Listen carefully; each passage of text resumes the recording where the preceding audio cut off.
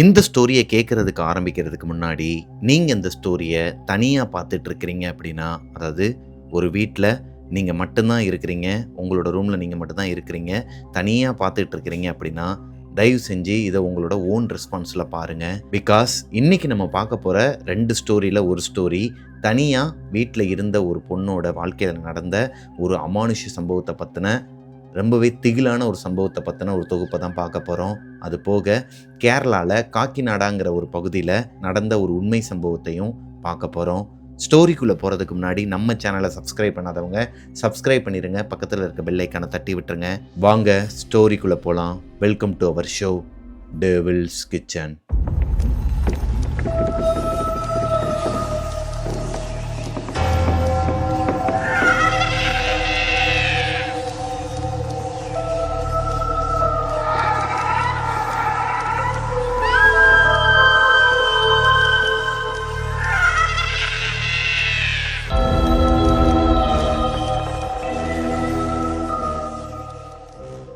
Hello ghosties, நான் உங்களோட பிரபாகரன். இன்றைக்கி நம்ம பார்க்க போகிற ஸ்டோரியை எனக்கு இன்ஸ்டாகிராமில் அனுப்பின பிரதரோட பேர் சரத்குமாருங்க. எங்கேயே கேள்விப்பட்ட மாதிரி இருக்குல்ல? எஸ், இதுக்கு முன்னாடி நம்ம ஒரு ஸ்டோரி பார்த்துருப்போம், டோர் நம்பர் 13 சொல்லிட்டு. வியாசர்பாடிக்கு பக்கத்தில் இருக்கிற கொடுங்கையூருங்கிற ஒரு பகுதியில் ஒரு ஹாண்டட் ஹவுஸில் நடந்த ஒரு உண்மை சம்பவத்தை பற்றி நம்ம போன ஸ்டோரியில் பார்த்துருந்தோம். பார்க்காதவங்களுக்கு கீழே டிஸ்கிரிப்ஷனில் லிங்க் கொடுத்துருக்குறேன், அந்த ஸ்டோரியை போய் பாருங்கள். அந்த ஸ்டோரிக்கு இந்த ஸ்டோரிக்கு எதனா கனெக்ஷன் இருக்கான்னு கேட்டிங்கன்னா, ஏன்னா அதுதான் பார்ட் 1 சொல்லியிருப்பேன், கனெக்ஷன் எதுவுமே கிடையாதுங்க. பிகாஸ் சரத்குமார் அந்த ஒரு வீட்டில் இருந்து, அதாவது வியாசர்பாடியில் கொடுங்கையூருங்கிற ஒரு பகுதியில் இருக்கிற ஒரு தனி வீட்டிலேருந்து அவங்களோட குடும்பம், அதாவது அவங்களோட அம்மா, பாட்டி, சரத், இவங்க 3 பேருமே வேற ஒரு வீட்டுக்கு போயிட்டாங்க இல்லையா, மணலியில் ஒரு சொந்த வீட்டுக்கு போயிட்டாங்க இல்லையா. அதுக்கப்புறமா நடந்த ஒரு உண்மை சம்பவத்தை தான் அவர் என்கிட்ட ஷேர் பண்ணியிருந்தார்.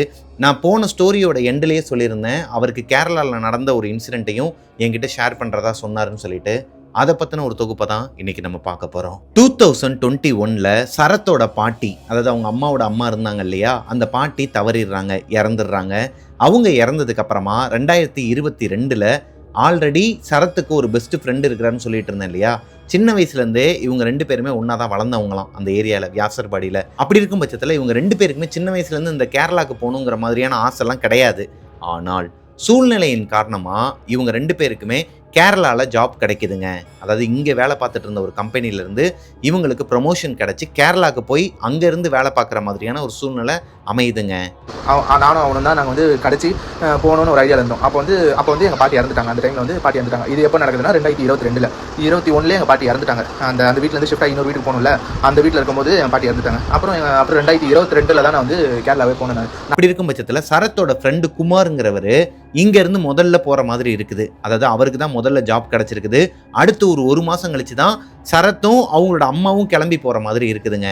ஏன்னா சரத்தும் கிளம்பி கேரளாவுக்கு போயிட்டார்னா சரத்தோட அம்மா மட்டும்தான் இங்கே இருப்பாங்க இல்லையா, அதனால அவங்க அம்மாவை கூப்பிட்டுட்டே போயிடலாம்னு சொல்லிட்டு தான் அவர் பிளான் பண்ணுறாரு. அது போக சரத்துக்கு மட்டும் ஃப்ளைட்டில் வந்து டிக்கெட் போட்டுடுறாங்க கம்பெனிலேருந்தே. ஆனால் அவங்க அம்மாவுக்கு வந்து சரத்து தான் ஃப்ளைட்டில் டிக்கெட் போட்டு கூப்பிட்டு போகிறாருங்க கொச்சிக்கு. அவங்க அம்மாவுக்கு சின்ன வயசுலேருந்தே இந்த ஃப்ளைட்டில் போகணும்னு சொல்லிட்டு ஆசையாம். ஸோ குமார் ஃபர்ஸ்ட் கேரளாவுக்கு போயிடுறாரு. கேரளாவுக்கு போனதுக்கப்புறமா அங்கே அவருக்கு எல்லாமே செட் ஆயிடுதுங்க. அவர் ஒரு பேச்சுலர் ஹவுஸில் தான் ரெண்டலுக்கு எடுத்திருக்கிறாரு. குமார் கேரளாவுக்கு போய் அடுத்து ஒரு மாசத்துல சரத்தும் அவரோட அம்மாவும் கேரளாவுக்கு போயிடுறாங்க. அவங்களுக்கு அங்கே வீடுலாம் செட் ஆயிடுதுங்க. சரத்தும் அவங்களோட அம்மாவும் கேரளாவில் ஒரு பகுதியில் ஒரு வீட்டில் வாடகைக்கு இருக்கிறாங்க இல்லையா, அந்த வீட்டில் இருந்து ஒரு 5-6 பில்டிங் தள்ளி போனால் ஒரு காம்பவுண்ட் சவர் வருமாங்க. இந்த காம்பவுண்டுக்குள்ள அதாவது ஒரு பெரிய கேட் இருக்குமா, அந்த கேட்டை ஓப்பன் பண்ணி உள்ளே போனால் 100 மீட்டருக்கு நடந்து போனால் தான் வீடுங்களே கண்ணுக்கு தெரியுமா. அந்த அளவுக்கு லெஃப்ட் அண்ட் ரைட் சைடில் காடு மாதிரி ஒரு அமைப்பு இருக்குமாங்க. லைக் செடி கொடின்னு சொல்லிட்டு மெயின்டெனன்ஸ் இல்லாமன்னு கிடையாது. கேரளா எப்படி இருக்குன்னு தெரியும் இல்லையா உங்களுக்கே, ஒரு மாதிரி பசுமையாக இருக்குன்னு சொல்லுவாங்க. அந்த மாதிரி பசுமையாக ஒரு காடு மாதிரியான அமைப்பாக இருக்குமாங்க. அங்கே இருக்கிற செடி கொடிலாம் வளர்ந்து இருக்குமா. அது நைட் நேரம் பார்க்குறதுக்கு ஒரு மாதிரி க்ரீப்பியாக இருக்குமாங்க. அதை தாண்டி 100 மீட்டர் உள்ளே போனால் லெஃப்ட் சைடில் ஒரு புது பில்டிங் இருக்குமா. இந்த பில்டிங்கில் கீழே பாய்ஸ் ஹாஸ்டல் மாதிரி விட்டுருக்குறாங்க, மேலே கேர்ள்ஸ் ஹாஸ்டல் மாதிரி விட்டுருக்குறாங்க. ஹாஸ்டல்னால் அந்த பங்கு பெட்டு அந்த மாதிரிலாம் கிடையாதுங்க. இருக்கிற வீட்டையே பேச்சுலர்ஸுக்கு ரெண்டலுக்கு விட்டுருக்குறாங்க. அப்படி இருக்கும் பட்சத்தில் கீழே இருக்கிற வீட்டில் தான் குமார் இருக்கிறாருங்க, தங்கி இருக்கிறாரு. குமார் மட்டும் இல்லை, அவர் கூட இன்னொரு ஃப்ரெண்டும் தங்கி இருக்கிறாரு. அவர் வரதுக்கு 1 மாதம் ஆகுமா. இப்போதைக்கு குமார் மட்டும்தான் அந்த வீட்டில் தங்கி இருக்கிறாரு. அவருக்கு மேல் வீட்டில் கேர்ள்ஸ் ஒரு 4 பேர் தங்கியிருக்கிறாங்க. அவங்களுமே ஆஃபீஸில் வேற ஆஃபீஸில் வேலை பார்க்குறவங்க 1 மணி நேரம் தங்கியிருக்கிறாங்க. இப்போது இந்த புது பில்டிங்க்கு அப்படியே ஆப்போசிட்டில் ரைட் சைடில் பழைய வீடு ஒன்று இருக்குமாங்க, ஓட்டு வீடு ஒன்று இருக்குமா. அந்த கேரளா சைடில் வீடுலாம் எப்படி இருக்குன்னு உங்களுக்கே தெரியும் இல்லையா, அந்த மாதிரி டைப்பில் ஒரு ஓட்டு வீடு இருக்குது. அங்கே ஒரு தாத்தா பாட்டி அவங்களோட பேரன் 3 பேர் தங்கியிருக்கிறாங்க. அது ஒரு குடும்பம். அப்படியே இந்த 2 பில்டிங்க்கும் நடுவில் ஒரு வே போகுமாங்க. அதுக்குள்ளே ஒரு 50-60 மீட்டர் நடந்து போனால் அங்கே ஒரு புது பில்டிங் இருக்குமா. அந்த பில்டிங்கில் தான் இந்த இடத்தோட ஓனர் தங்கியிருக்கிறாரு. கீழ் வீட்டில் வந்து அவர் தங்கியிருக்கிறாரு, மேல் வீட்டில் ஒரு ஃபேமிலிக்கு வாடகைக்கு விட்டுருக்கிறாரு. இதுதான் குமார் தங்கி இருக்கிற அந்த வீட்டோட அந்த இடத்தோட அமைப்புங்க. இப்போ குமாரோட வீட்டோட அமைப்பு எப்படி இருக்குன்னா, ஓப்பன் பண்ணால் ஒரு பெரிய ஹால் இருக்குமாங்க. ரைட் சைடில் ஃபர்ஸ்ட் எடுத்தோடனே ஒரு பெட்ரூம் இருக்குமா. அந்த பெட்ரூமை ஒட்டியே ஒரு சிங்க் இருக்குமா, நடுவில் ஒரு காமன் ரெஸ்ட் ரூம் இருக்குமாங்க. அதுக்கு அடுத்து ரைட் சைட்லேயே ஒரு பெட்ரூம் இருக்குமா, அதுதான் மாஸ்டர் பெட்ரூம். ஆனால் அங்கே தங்கலை. குமார் வந்து ஃபர்ஸ்ட் பெட்ரூமில் தான் தங்குறாரு. 2வது பெட்ரூம் வந்து இப்போ புதுசாக வரப்போறாரு இல்லையா, அவரோட ஃப்ரெண்டு 1 மாதம் கழிச்சு, அவருக்கான பெட்ரூமாங்க அங்கே ஒதுக்கி வச்சிருக்கிறாரு. அந்த பெட்ரூம்க்கு அடுத்து லாஸ்ட்டில் தான் ஒரு கிச்சன் இருக்குமா. அதாவது அங்கே பொருட்கள் எதுவுமே இருக்காது. பொதுவாகவே இது ஒரு பேச்சுலர் ஹவுஸுங்கிற காரணத்தினால இங்கே மோஸ்ட்லி நிறைய பொருட்கள்லாம் இருக்காதாங்க. எப்போயாச்சும் எமர்ஜென்சிக்கு சமைச்சு சாப்பிட்ற மாதிரி ஒரு எலக்ட்ரிக் அடுப்பு அந்த மாதிரி தான் இருக்குமாங்க. அந்த கிச்சனுக்குள்ளே ஒரு டோர் இருக்குமா. அந்த டோரை ஓப்பன் பண்ணி வெளியே போனால் ஒரு சந்து மாதிரி இருக்குமாங்க. பெருசுலாம் கிடையாது, ஒரு 50 மீட்டர் நீளத்தில் ஒரு சந்து இருக்குமா. அங்கே தான் குமார் வந்து துணியெல்லாம் காய போட்டு பாரான். அந்த சந்தில் நின்று பார்த்தா மேலே கேர்ள்ஸ்லாம் இருக்கிறாங்க இல்லையா, அவங்களோட வீட்டில் லைட் போட்டிருந்தாங்கன்னா வெளியே வந்து பால்கனியில் ஒரு நைட் லேம்ப் மாதிரி போட்டிருப்பாங்களாம். அந்த லேம்போட வெளிச்சம் கீழே வரைக்கும் விழுகுமாங்க. அது போக அந்த காம்பவுண்ட் ஷவர் ஒன்று இருக்குமா. இவரோட அந்த சந்துக்குள்ளேயே துணி காய போடுற இடத்துல லைட்டாக எட்டி பார்த்தா பேக் சைடு ஃபுல்லாகவே ஒரு மாதிரி காடு மாதிரியான அமைப்பாங்க. ஒரு ஏக்கருக்கு எந்த ஒரு வீடோ எதுவுமே கிடையாது, சுடுகாடு அந்த மாதிரிலாம் எதுவுமே கிடையாது. பார்க்குறதுக்கே நேச்சர் அப்படி இருக்குமாங்க. இந்த வீட்டில் ஒரே ஒரு பிரச்சனைன்னு பார்த்துக்கிட்டிங்கன்னா, நிறையா எலி இருக்குமா, பெருச்சாளிங்கெல்லாம் நிறையா சுற்றிக்கிட்டு இருக்குமா. வீட்டுக்குள்ளே அந்த அளவுக்கு வராதான். ஆனால் இந்த கிச்சனுக்கு பேக் சைடில் இருக்கிற அந்த வே இருக்கு இல்லையா, துணிக்காய போடுற இடம், அங்கே ஃபுல்லாகவே பெருச்சாளி நிறையா டெய்லியுமே 1-2 பார்த்துக்கிட்டே இருப்பாங்களாம். இப்போது இவங்க 2 பேருமே கேரளாவுக்கு வந்ததுக்கப்புறமா நல்லாவே செட்டில் ஆகி கரெக்டாக தாங்க போயிட்டு இருந்திருக்குது. மோஸ்ட்லி சரத் அவங்களோட வீட்டில் இருந்ததை விட இந்த பேச்சுலர் ஹவுஸில் தான் அதிக நேரம் ஸ்பெண்ட் பண்ணுவாராம். அவரோட ஷிஃப்ட் முடிச்சுட்டு வந்ததுக்கப்புறமா ஃப்ரெண்ட்ஸோட இந்த ரூம்லேயே தான் ஸ்டே பண்ணியிருப்பாராம். நைட்டு தூங்குறதுக்கு மட்டும்தான் வீட்டுக்கே போவாராம். அவங்க அம்மா வந்து திட்டுவாங்களாம். எல்லாமே கரெக்டாக தாங்க போயிட்டு இருந்திருக்குது. அன்னைக்கு ஒரு நாள், அதாவது இவங்க அந்த கேரளாவுக்கு போனதுலேருந்தே அந்த பகுதியில், இவங்க தங்கியிருக்கிற பகுதியில் மட்டும் எப்போ பார்த்தாலும் மழை பெஞ்சிக்கிட்டே இருக்குமாங்க. இவங்க போனது ஒரு ரெய்னி சீசன் கூட கிடையாது. ஆனால் எதுக்கு மழை பெஞ்சிக்கிட்டே இருக்குதுன்னு சொல்லிட்டு இவங்களுக்கும் தெரியலை. சரி, கேரளாவோட நேச்சரே அதுதான், கிளைமேட்டை வந்து அப்படி தான் இருக்குன்னு சொல்லிட்டு இவங்களும் அசால்ட்டாக விட்டுறாங்க, அதான் நார்மலாக விட்டுறாங்க. இப்போது அன்னைக்கு ஒரு நாள் சரத் அவரோட ஃப்ரெண்டு குமாரோட வீட்டுக்கு அவரை வேலைக்கு கூட்டு போகிறதுக்காக, இவர் வந்து ஒரே ஒரு பைக் தான் வச்சுருப்பாங்களாம். அந்த பைக்கில் தான் இவங்க 2 பேருமே வேலைக்கு போவாங்களாம். அப்படி இருக்கும் பட்சத்தில் அவரை கூப்பிடலாம்னு சொல்லிட்டு மார்னிங் ஒரு 7 o'clock அவரோட வீட்டுக்கு போகிறாருங்க. அந்த கேட்டை ஓப்பன் பண்ணும்போதே சரத்தால் ஒரு நெகட்டிவ் எனர்ஜியை உணர முடியுது.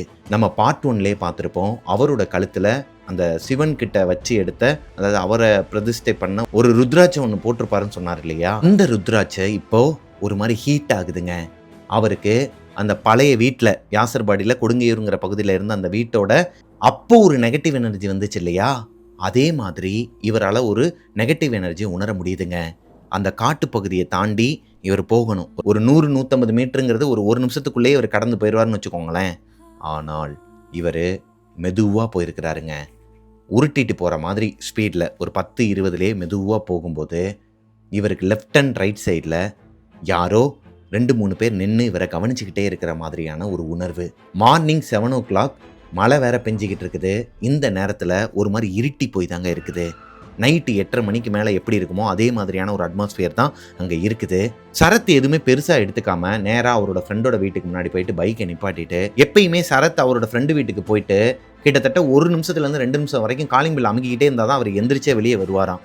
ஆனால் அன்னைக்கு இவரோட பைக் சத்தம் கேட்ட அடுத்த செகண்டே, அதாவது இவர் இந்த சைடு ஸ்டாண்டை போட்டு கீழே இறங்குற அந்த கேப்பில் கதவை வேகமாக ஓப்பன் பண்ணிவிட்டு, மச்சான் வாடா வாடா வந்துட்டியாடா வாடா கிளம்பலான்னு சொல்லிட்டு ஒரு மாதிரி பதட்டமான சூழ்நிலையில் இருக்கிறாரு.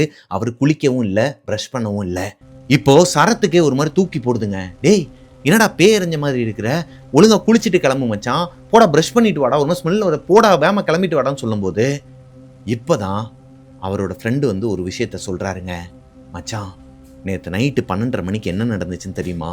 இந்த வீட்டில் வச்சு நான் சொல்லலை, வா வெளியே போய் சொல்கிறேன்னு சொல்லிட்டு ஒரு டீ கடையில் நிப்பாட்டி ஒரு டீ கடையில் டீ குடிச்சிக்கிட்டே அவருக்கு நடந்த விஷயத்த சொல்கிறாருங்க. அன்னைக்கு நைட்டு, அதாவது இவர் காலையில் வந்து கூப்பிட்றாருன்னா அதுக்கு முந்தின நாள் நைட்டு ஒரு மணி இருக்குமாங்க, நல்லா படுத்து தூங்கிட்டு இருந்திருக்கிறாரு குமார். அவரோட வீட்டில் அவரோட பெட்ரூமில் படுத்து தூங்கிட்டு இருக்கிறாரு. ஒரு மாதிரி கசகசன்னு இருந்திருக்குதுங்க. ரொம்ப ஒரு மாதிரி வேர்த்து கொட்டுது. என்னடான்னு சொல்லிட்டு கண்முழிச்சு பார்த்தா அவரோட வீட்டில் கரண்ட் இல்லை. குமாருக்கு ஒரு பழக்கம் இருக்குதாங்க, நல்லா காற்று வருதோ இல்லையோ எப்பயுமே அவரோட பெட்ஷீட்டை பெட்டில் படுத்துட்டு ஃபுல்லாகவே முகம் வரைக்கும் மூடி படுத்தாதான் அவருக்கு தூக்கம் வருமா. இப்படிதான் அன்னைக்கு அவர் பொத்தி படுத்துருந்துருக்கிறாரு. ஸோ லைட்டாக அந்த போர்வையை விளக்கிட்டு மேலேயும் சைட்லையும் பார்க்கும்போது கரண்ட் இல்லை. சரி எந்திரிக்கலாம்னு சொல்லிட்டு அந்த போர்வையை இப்படி எடுத்து போட்டு எந்திரிக்கும் போது அவரோட காலுக்கு பக்கத்தில் கருன்னு ஒரு மாதிரி ஒரு கருப்பு உருவம் உட்கார்ந்துருக்குதுங்க. அதோட முடி எல்லாமே அதோட முழங்கால் வரைக்கும் இருக்குதான். உட்கார்ந்து இப்படியே ஆடிக்கிட்டே இவரை பார்த்துக்கிட்டு இருக்குதாங்க. வெளியில வெளிச்சம் இருக்குது, அதாவது இவரோட வீட்டுக்கு வெளியே ஸ்ட்ரீட் லைட்லாம் எரியுதுங்க. அந்த வெளிச்சம் இவரோட விண்டோல அடிச்சு அந்த உருவத்து மேல பட்டு அந்த உருவம் மட்டும் துண்டா தெரிஞ்சிருக்குதுங்க. அந்த உருவம் இருக்கிற இடம் மட்டும்தான் லைட்டிங் இருக்குது, மற்ற எல்லா இடத்துலையுமே ஒரு மாதிரி டார்க்கா இருக்குது இவரை சுத்திலுமே. இதை பார்த்ததுமே ஒரு மாதிரி கை கால்லாம் விடவெடுத்து போய் டக்குன்னு எந்திரிக்கிறாரு. எந்திரிச்சு கண்ணெல்லாம் கசக்கிட்டு பார்க்கும்போது அந்த இடத்துல யாருமே இல்லை. ஆனால் இவரோட வீட்டில் கரண்ட் இல்லை, வெளியே கரண்ட் இருக்குது. எந்திரிச்சு போயிட்டு ஜன்னலை ஓப்பன் பண்ணி பார்த்தா இடி மின்னல் பயங்கரமாக வெட்ட வெளியே பயங்கரமாக மழை பெஞ்சிக்கிட்டு இருக்குது. இப்போது மெதுவாக அவரோட ரூம் டோரை ஓப்பன் பண்ணி ஹாலில் வந்து பார்த்தா வீட்டுக்குள்ளே யாரோ ஒருத்தவங்க ஓடுற மாதிரியான ஒரு உணர்வு இருக்குதுங்க. லைக் யாருமே இல்லை, கண்ணில் பார்க்கும்போது யாருமே தெரியலை. ஆனால் யாரோ ஒருத்தவங்க ஓடுற சத்தம் நல்லாவே கேட்குதுங்க. இவரோட வீட்டில் யாராச்சும் ஒருத்தவங்க நடந்தாலே நைட் நேரத்தில் ஒரு மாதிரி மயான அமைதியாக இருக்கும் இல்லையா, அந்த நேரத்தில் யாராச்சும் நடந்தாலே சத்தம் கேட்குமா லைட்டாக. இப்போ ஓடுனாங்கன்னா பயங்கரமாக சத்தம் கேட்குது. அவரோட கிச்சனுக்குள்ளே யாரோ ஒருத்தவங்க ஓடி போயிட்டு அந்த டோர் இருக்குன்னு சொன்னேன் இல்லையா, பேக் சைடு போகிற டோரு, அந்த டோரில் போய் இடித்து விழுந்தாங்கன்னா ஒரு சத்தம் கேட்கும் இல்லையா, அந்த மாதிரி அந்த டோரில் போய் யாரோ ஒருத்தவங்க முட்டுற மாதிரியான சத்தமும் கேட்டிருக்குது. ஒரு மாதிரி உசுரை கையில் பிடிச்சிக்கிட்டு மெதுவாக போயிட்டு பார்த்துருக்குறாருங்க. அதாவது பயம் இருக்குது மனசுக்குள்ளே, இருந்தாலும் காட்டிக்காமல் எவனா திருடன் வந்திருப்பானா வீட்டுக்குள்ளே. இந்த வீட்டுக்குள்ளே திருடன் வர்றதுக்கு வாய்ப்பே கிடையாது, ஏன்னா மெயின் டோர் க்ளோஸில் இருக்குது. உள்ளே வரணும்னா ஒரே ஒரு வே, அதுதான். பேக் சைடில் இருக்கிற அந்த கிச்சன் டோரும் லாக்கில் தான் இருக்குது. அந்த டோரில் தான் யாரோ ஒருத்தவங்க முட்டி விழுகிற மாதிரி சத்தம் கேட்குது. இப்போது மெழுகுவர்த்தி ஏற்றி அதை எடுத்துகிட்டு போயிட்டு பார்க்கும்போது, ஏன்னா இவரோட ஃபோனை ரூமில் வச்சுட்டு வந்துட்டாரு, அதை போய் எடுக்கிறதுக்கு கூட இவருக்கு பயம், மறுபடியும் அந்த ரூம்குள்ளே போகிறதுக்கு. மெழுகுவர்த்தியை ஏற்றி மெதுவாக அந்த கிச்சன் கிட்ட போய் பார்க்கும்போது அந்த கிச்சனில் யாருமே இல்லை. ஆனால் இவர் வச்சிருந்த அந்த 2-3 பாத்திரங்கள் எல்லாத்தையும் யாரோ ஒருத்தவங்க கீழே தள்ளி விட்டுருக்காங்க. இப்போது அந்த கிச்சன் டோரை மெதுவாக ஓப்பன் பண்ணி வெளியே போய் பார்க்குறாரு. இடி மின்னல் பயங்கரமாக விட்டுதுங்க. வெளியே அந்த கேர்ள்ஸ் ரூமில் மேலே வந்து பொண்ணுங்கள்லாம் உட்காந்து ஸ்மோக் பண்ணிகிட்டு இருக்கிறாங்க. அந்த ஸ்மெல் வந்து இவருக்கு நல்லாவே வருது. மேலே உட்காந்து பேசிகிட்டு இருக்கிற சத்தமும் கேட்குது. அது போக அவங்களோட பால்கனியில் எரியிற அந்த பல்போட அந்த லைட்டு வெளிச்சம் வந்து இவருக்கு கீழே விழுகுதுங்க. இவருக்கு ஒரு டவுட்டு, அப்போ நம்ம வீட்டில் மட்டும்தான் கரண்ட் இல்லையா? ஸ்ட்ரீட் லைட் எரியுது, மேலே இந்த கேர்ள்ஸ் ரூம்லேயும் கரண்ட் இருக்குது, நம்ம ரூமில் மட்டும் எப்படி கரண்ட் போச்சுன்னு சொல்லிட்டு ஒரு டவுட்டில் இவரோட வீட்டுக்குள்ளே மெதுவாக போயிட்டு அந்த பாக்ஸ் இருக்கும் இல்லையா, கரண்ட் பாக்ஸ் இருக்கும் இல்லையா, அதை ஓப்பன் பண்ணி பார்த்தா ட்ரிப்பாக இருக்குதுங்க. இவங்க வீட்டில் 3 ஃபேஸாக. அப்படி இருக்கும் பட்சத்தில் அது அடிக்கடி ட்ரிப் ஆகிறது சகஜம் தானா மார்னிங் டைமில். இப்போ இந்த கருப்பு உருவத்தை பார்த்ததுக்கு அப்புறமா தான் இவர் ஜெர்க்காய் ஒரு மாதிரி பயத்தில் இருக்கிறாருன்னு வச்சுக்கோங்களேன். இப்போ அந்த ட்ரிப் எல்லாத்தையுமே சரி பண்ணிடுறாரு, கரண்ட்டும் வந்துடுதுங்க. ஆனால் இவருக்கு தூக்கம் வரலை. ஏன்னா இவரோட பெட்ரூமில் இவரை தவிர்த்து வேற யாரோ ஒருத்தவங்க இருக்கிற உணர்வு இவருக்கு இருந்திருக்குதுங்க. அதையும் மீறி குமார் அவரோட பெட்டில் போய் படுத்து தூங்கலாம்னு சொல்லிட்டு போய் படுக்கும்போது இவர் எந்த இடத்துல அந்த கருப்பு உருவத்தை பார்த்தாரோ அதே இடத்துல அந்த உருவம் நிற்கிது. இப்போது இவர் ரூமில் டியூப்லைட் வேற போட்டு வச்சிருக்கிற காரணத்தினால பயத்தில் நல்லாவே தெரிஞ்சிருக்குதுங்க. ஒரு மாதிரி கருன்னு முடியெல்லாம் கால் முட்டி வரைக்கும் இருக்குதாங்க. இப்போ ஏன் பார்க்கலாம், ஒரு கருப்பான ஒரு ஒரு ஒரு ஒரு முடியெல்லாம் முன்னாடி தொங்க போட்டு முடி மட்டும்தான் தெரியுதான், பின்னாடி கருப்பாக ஒரு உருவம் மாதிரி முட்டி போட்டுட்டு ரெண்டு காலை இப்படி முட்டி போட்டுட்டு இப்படி தலையை தொங்கிட்டு முடியை ஃபுல்லாக தலையில் தொங்குற மாதிரி அது ஒரு உருவம் பார்த்துருக்கான். முகமே கிடையாது, பார்க்குறதுக்கே ஒரு மாதிரி கொடூரமான ஒரு உருவம். ஆனால் அது ஒரு பொண்ணு. இந்த வீட்டில் ஏதோ ஒன்று நடந்திருக்குது.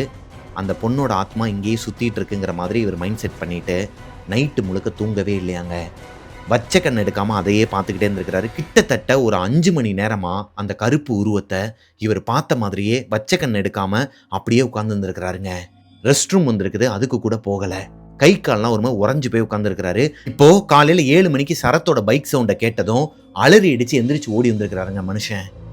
இவ்வளோ விஷயம் நடந்திருக்குது நைட்டு, அந்த ஒரு நைட்டு மட்டும். சரத் என்ன சொல்கிறாருன்னா, என்னதான் அவருக்கும் ஒரு மாதிரி நெகட்டிவ் எனர்ஜி ஃபீல் ஆனாலும் அவரால் அந்த ருத்ராட்சத்தை வச்சே கண்டுபிடிக்க முடியுங்கிற பட்சத்தில் அவர் பயந்துடக்கூடாதுங்கிற காரணத்தினால, டேய் நீ கவலைப்படாதா, இன்னும் 2 நாளில் ஃப்ரெண்டு வந்துடுவான், அதாவது இன்னொரு பையன் மணிங்கிற பையன் வரணும் இல்லையா, அந்த பையன் வந்துடுவான், அது வரைக்கும் நீ வந்து அமைதியாக இரு, நான் வேணா உன் கூட ஸ்டே பண்ணுறேன், உனக்கு எந்த பிரச்சனையும் இருக்காதுடா, நீ ஏதோ கற்பனை பண்ணிக்கிறேன்னு சொல்லி அவருக்கு ஆறுதலாக பேசுகிறாரு. இருந்தாலும் குமாரால் ஏற்றுக்க முடியலைங்க. ஏன்னா அவர் அனுபவப்பட்டவர். இதே வீட்டில் என்னால் தங்க முடியுமான்னு தெரியல, நான் ஓனர்கிட்ட போய் சொல்ல போகிறேன்னு சொல்கிறாரு. இல்லைடா ஓனர்கிட்ட இப்போதைக்கு கேட்க வேணாம், நம்ம கேட்டுக்கலாம், அந்த பையன் வரட்டும், நீங்கள் 2 பேரும் ஸ்டே பண்ணுங்கள், மேபி நீ தனியாகவே இருக்கிறனால கூட உனக்கு இந்த மாதிரியான கற்பனைகள்லாம் வரலாம், அவன் வந்ததுக்கப்புறமா என்னன்னு சொல்லி பார்த்துக்கலாம்னு சொல்லிட்டு சமாளிச்சிடுறாருங்க. இப்போது 2 நாள் போகுது. இந்த 2 நாளுமே சரத்து தான் அவரோட ஃப்ரெண்டு கூட அந்த வீட்டில் தங்குறாரு. எந்த ஒரு நெகட்டிவ் எனர்ஜியோ இல்லை அந்த மாதிரியான உருவத்தையோ குமாரோ சரத்தோ பார்க்கலங்க. அன்னைக்கு ஒரு நாள் மண்டே சரத் குமாரோட வீட்டுக்கு போகிறாரு. குமார் வந்து அவங்களோட வீட்டையே ஒரு மாதிரி சுத்தமாக வச்சிருக்கிறாராங்க. இது நாள் வரைக்கும் இல்லாத அளவுக்கு ரொம்ப பயங்கரமாக சுத்தமாக வச்சிருக்கிறாரு. அது போக சாமியெல்லாம் கும்பிட்டு சாம்பிராணி புகையெல்லாம் போட்டு வச்சிருக்கிறாரு. லைக் அது ஒரு பேச்சுலர் ஹவுஸ் மாதிரியே இல்லை, ஒரு ஃபேமிலி இருக்கிற வீடு மாதிரி இருக்குதுங்க. இதை பார்த்தோன்னே சரத்துக்கு ஒரு மாதிரி பயமும் வருது, அதே நேரத்தில் சிரிப்பும் வருது. குமார்கிட்ட கேட்குறாரு, என்னடா வீடை வந்து ரொம்ப ஒரு மாதிரி சுத்தமாக வச்சிருக்கிற, ரொம்ப பயந்துட்டியா, இல்லை எதனா அமானுஷம் நடந்துச்சா, ஏன் இவ்வளோ தெய்வீக கடாச்சமாக ஒரு மாதிரி வீடே வேறு மாதிரி வச்சிருக்கிறேன்னு சொல்லிட்டு கேட்கும்போது, இல்லை மச்சான் எனக்கு என்னமோ தோணுச்சு அதனால நான் பண்ணேன் அப்படிங்கிற மாதிரி சொல்லிடுறாருங்க. இப்போது சரத் குமார் இன்னொருத்தர் இந்த மணிங்கிற பையனும் வீட்டுக்கு வந்துட்டாரு. இந்த வீட்டுக்கு வந்ததுக்கு அப்புறமா மணிக்கோ சரத்துக்கோ குமாருக்கோ யாருக்குமே எந்த ஒரு நெகட்டிவ் எனர்ஜியோ இல்லை அந்த மாதிரி ஒரு கருப்பு உருவத்தையோ அவங்க பார்க்கலங்க. ஒரு வாரமாகவே இடைப்பட்ட நேரத்தில் எந்த ஒரு அமானுஷமும் நடக்கலை. குமாருக்கும் எந்த ஒரு அமானுஷமும் கண்ணில் படலை. ஆனால் அன்னைக்கு பார்த்த அந்த ஒரு உருவத்தை இன்னுமே அவரால் மறக்க முடியாத காரணத்தினால அவர் கொஞ்சம் பயத்தில் தாங்க இருக்கிறாரு. இப்போ இவங்க 3 பேர் சேர்ந்து வெளியே சாப்பிட்றதுக்காக போயிருக்கிறாங்க. சாப்பிட்டுட்டு ரிட்டர்ன் வந்து பார்க்கும்போது அவங்களோட வீடே ஒரு மாதிரி தலைகீழ இருந்திருக்குதுங்க. குமார் எந்த அளவுக்கு அந்த வீட்டை சுத்தப்படுத்தினாரோ அந்த அளவுக்கு ஒரு மாதிரி சுத்தம் இல்லாமல் இருக்குதுங்க. அவங்களோட ஏரியாக்குள்ளே போகும்போதே அந்த ரோடே ஒரு மாதிரி மண் ரோடு மாதிரி தாங்க இருக்கும். நான் ஸ்டார்டிங்கில் சொன்னதை கவனிச்சிருந்தீங்கன்னா தெரிஞ்சிருக்கும். 2 பக்கமே காடு மாதிரியான ஒரு அமைப்பு. அதை தாண்டி தான் அவங்க போவாங்க. அங்கே தார் ரோடெலாம் கிடையாது, மண் ரோடு தான் இருக்கும். அப்படி இருக்கும் பட்சத்தில் இவங்க வீட்டுக்குள்ளே யாரோ ஒருத்தவங்க அந்த மண்ணில் உருண்டு புரண்டு சகதியில் உருண்டு புரண்டு ஒருத்தவங்க எந்திரிச்சு வந்து வீட்டுக்குள்ளே நடந்து போனாங்கன்னா எப்படி இருக்கும்? இவங்களோட வீடு ஃபுல்லாகவே சகதியால், அதாவது இப்போ நான் ஃபுல்லாக சகதியில் உருண்டுட்டு எந்திரிச்சு வந்து ஹாலில் ஃபுல்லாக உருண்டு கொடுத்தேன்னா எப்படிங்க இருக்கும்? அந்த வீடே ஒரு மாதிரி ஸ்மெல் ஆகிடும். அது போக அங்கங்கே அந்த மண்ணு சேராக இருக்கும் இல்லையா, அந்த மாதிரி இருந்திருக்குது. இதை பார்த்ததுமே 3 பேருக்குமே தூக்கி போட்டிருக்குதுங்க. என்னடா அது, வீட்டை லாக் பண்ணிட்டு தான் போகணும், பேக் சைடு டோருமே, அதாவது இந்த கிச்சன் கிட்ட இருக்கிற டோருமே லாக் பண்ணிட்டு தான் போகணும், அது ஓப்பனில் இல்லை, இப்போ வந்து பார்த்தாலும் க்ளோஸில் தான் இருக்குது.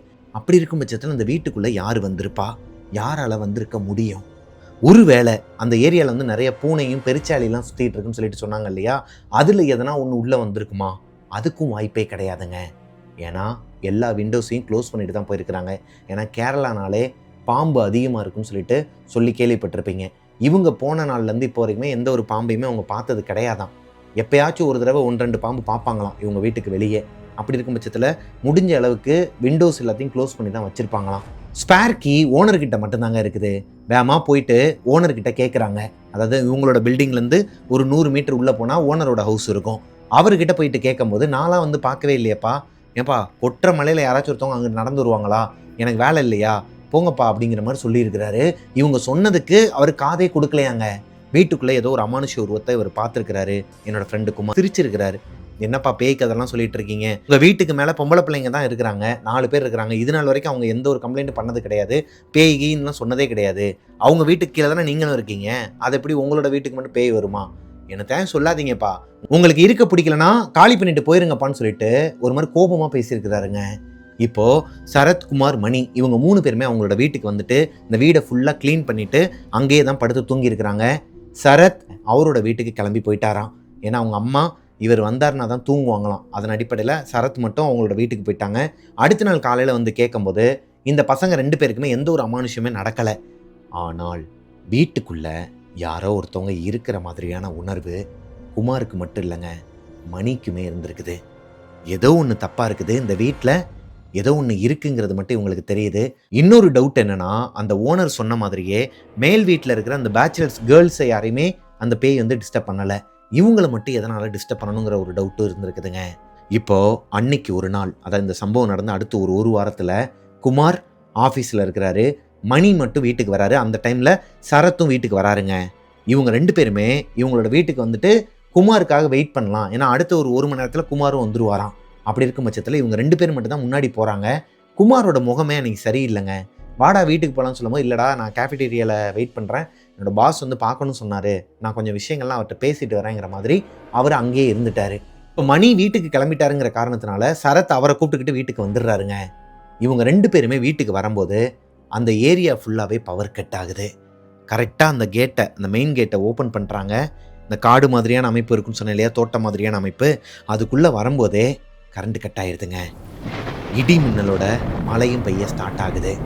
இப்போ வேமா அவங்களோட வீட்டு வாசலில் போயிட்டு பைக்கை நிப்பாட்டும் போது கரண்ட் வந்துடுதுங்க. கரெக்டாக கரண்ட் வந்து அடுத்த ஃப்ராக்ஷன் ஆஃப் அ செகண்டில் இவங்களோட வீட்டு அந்த மெயின் டோருக்கு பக்கத்துலேயே ஒரு விண்டோ இருக்குமா, அது கொஞ்சம் டிரான்ஸ்பரன்சியாக இருக்குமாங்க.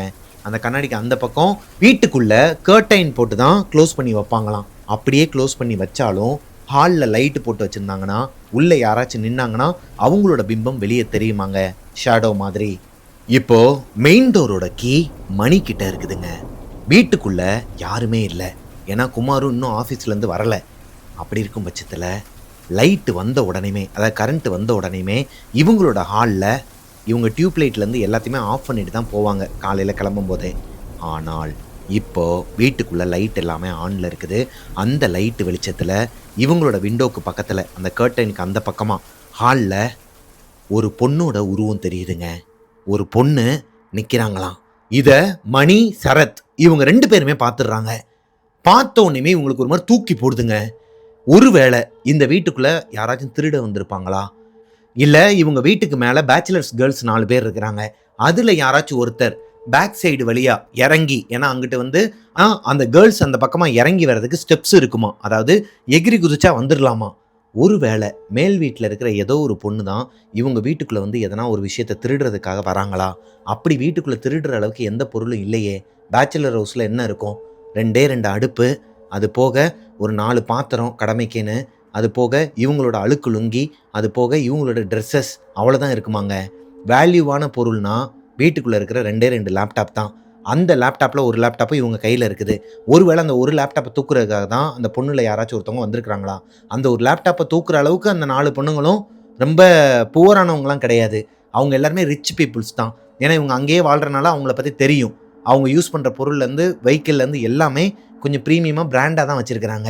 அப்படி இருக்கிற பொண்ணுங்களுக்கு நம்ம வீட்டுக்குள்ளே என்ன வேலை. இப்படி 1000 தாட்டி இவங்க 2 பேரோட மண்டைக்குலையும் ஓடிட்டு இருக்கும்போது சரத் கழுத்தில் போட்டிருக்கிற அந்த ருத்ராட்சம் ஒரு மாதிரி ஹீட் ஆகுதுங்க.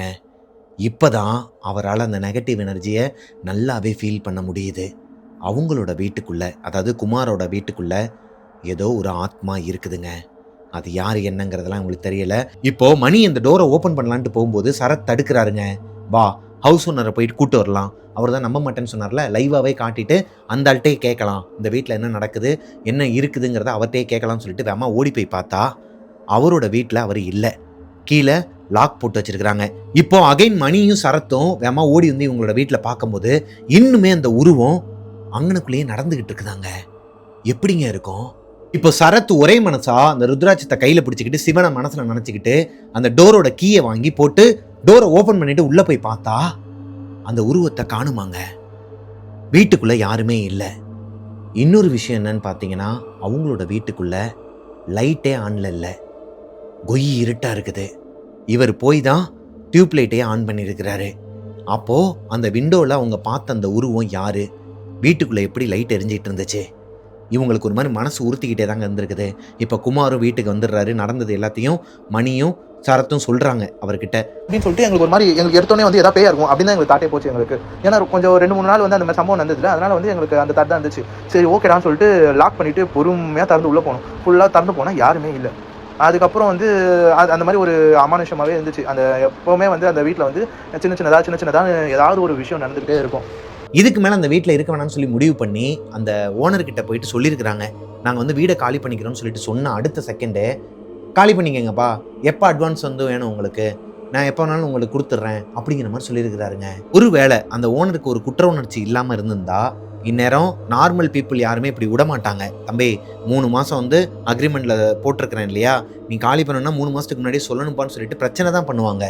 ஆனால் அந்த ஹவுஸ் ஓனர் எந்த ஒரு பிரச்சனையுமே பண்ணாமல் அடுத்த ஒரு வாரத்துக்குள்ளே இவங்க வீடும் பார்த்துடுறாங்க, இவங்களுக்கு அட்வான்ஸையும் மொத்தமாகவே திருப்பி கொடுத்துட்றாரு. அடுத்து ஒரு மாதத்துக்கு அப்புறமா தான் இவங்களுக்கு ஒரு விஷயம் தெரிய வருது. அந்த வீட்டில் அகைன் வேறு பேச்சுலர்ஸ்லாம் போயிட்டு தங்கினவங்க ஒரு வாரத்துக்கு மேலே நிலைக்கலையாங்க. கடைசி வரைக்கும் அந்த வீட்டில் என்ன தான் இருக்குங்கிறத இந்த பசங்களால் தெரிஞ்சிக்க முடியலையாங்க.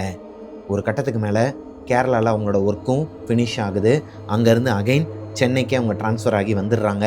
சரத்தும் அவங்க அம்மாவை கூப்பிட்டுட்டு வந்துடுறாரு. இந்த சம்பவங்கள்லாம் நடந்து முடிஞ்சதுக்கு அப்புறமா தான் சரத்துக்கு கல்யாணம் ஆயிருக்குதுங்க.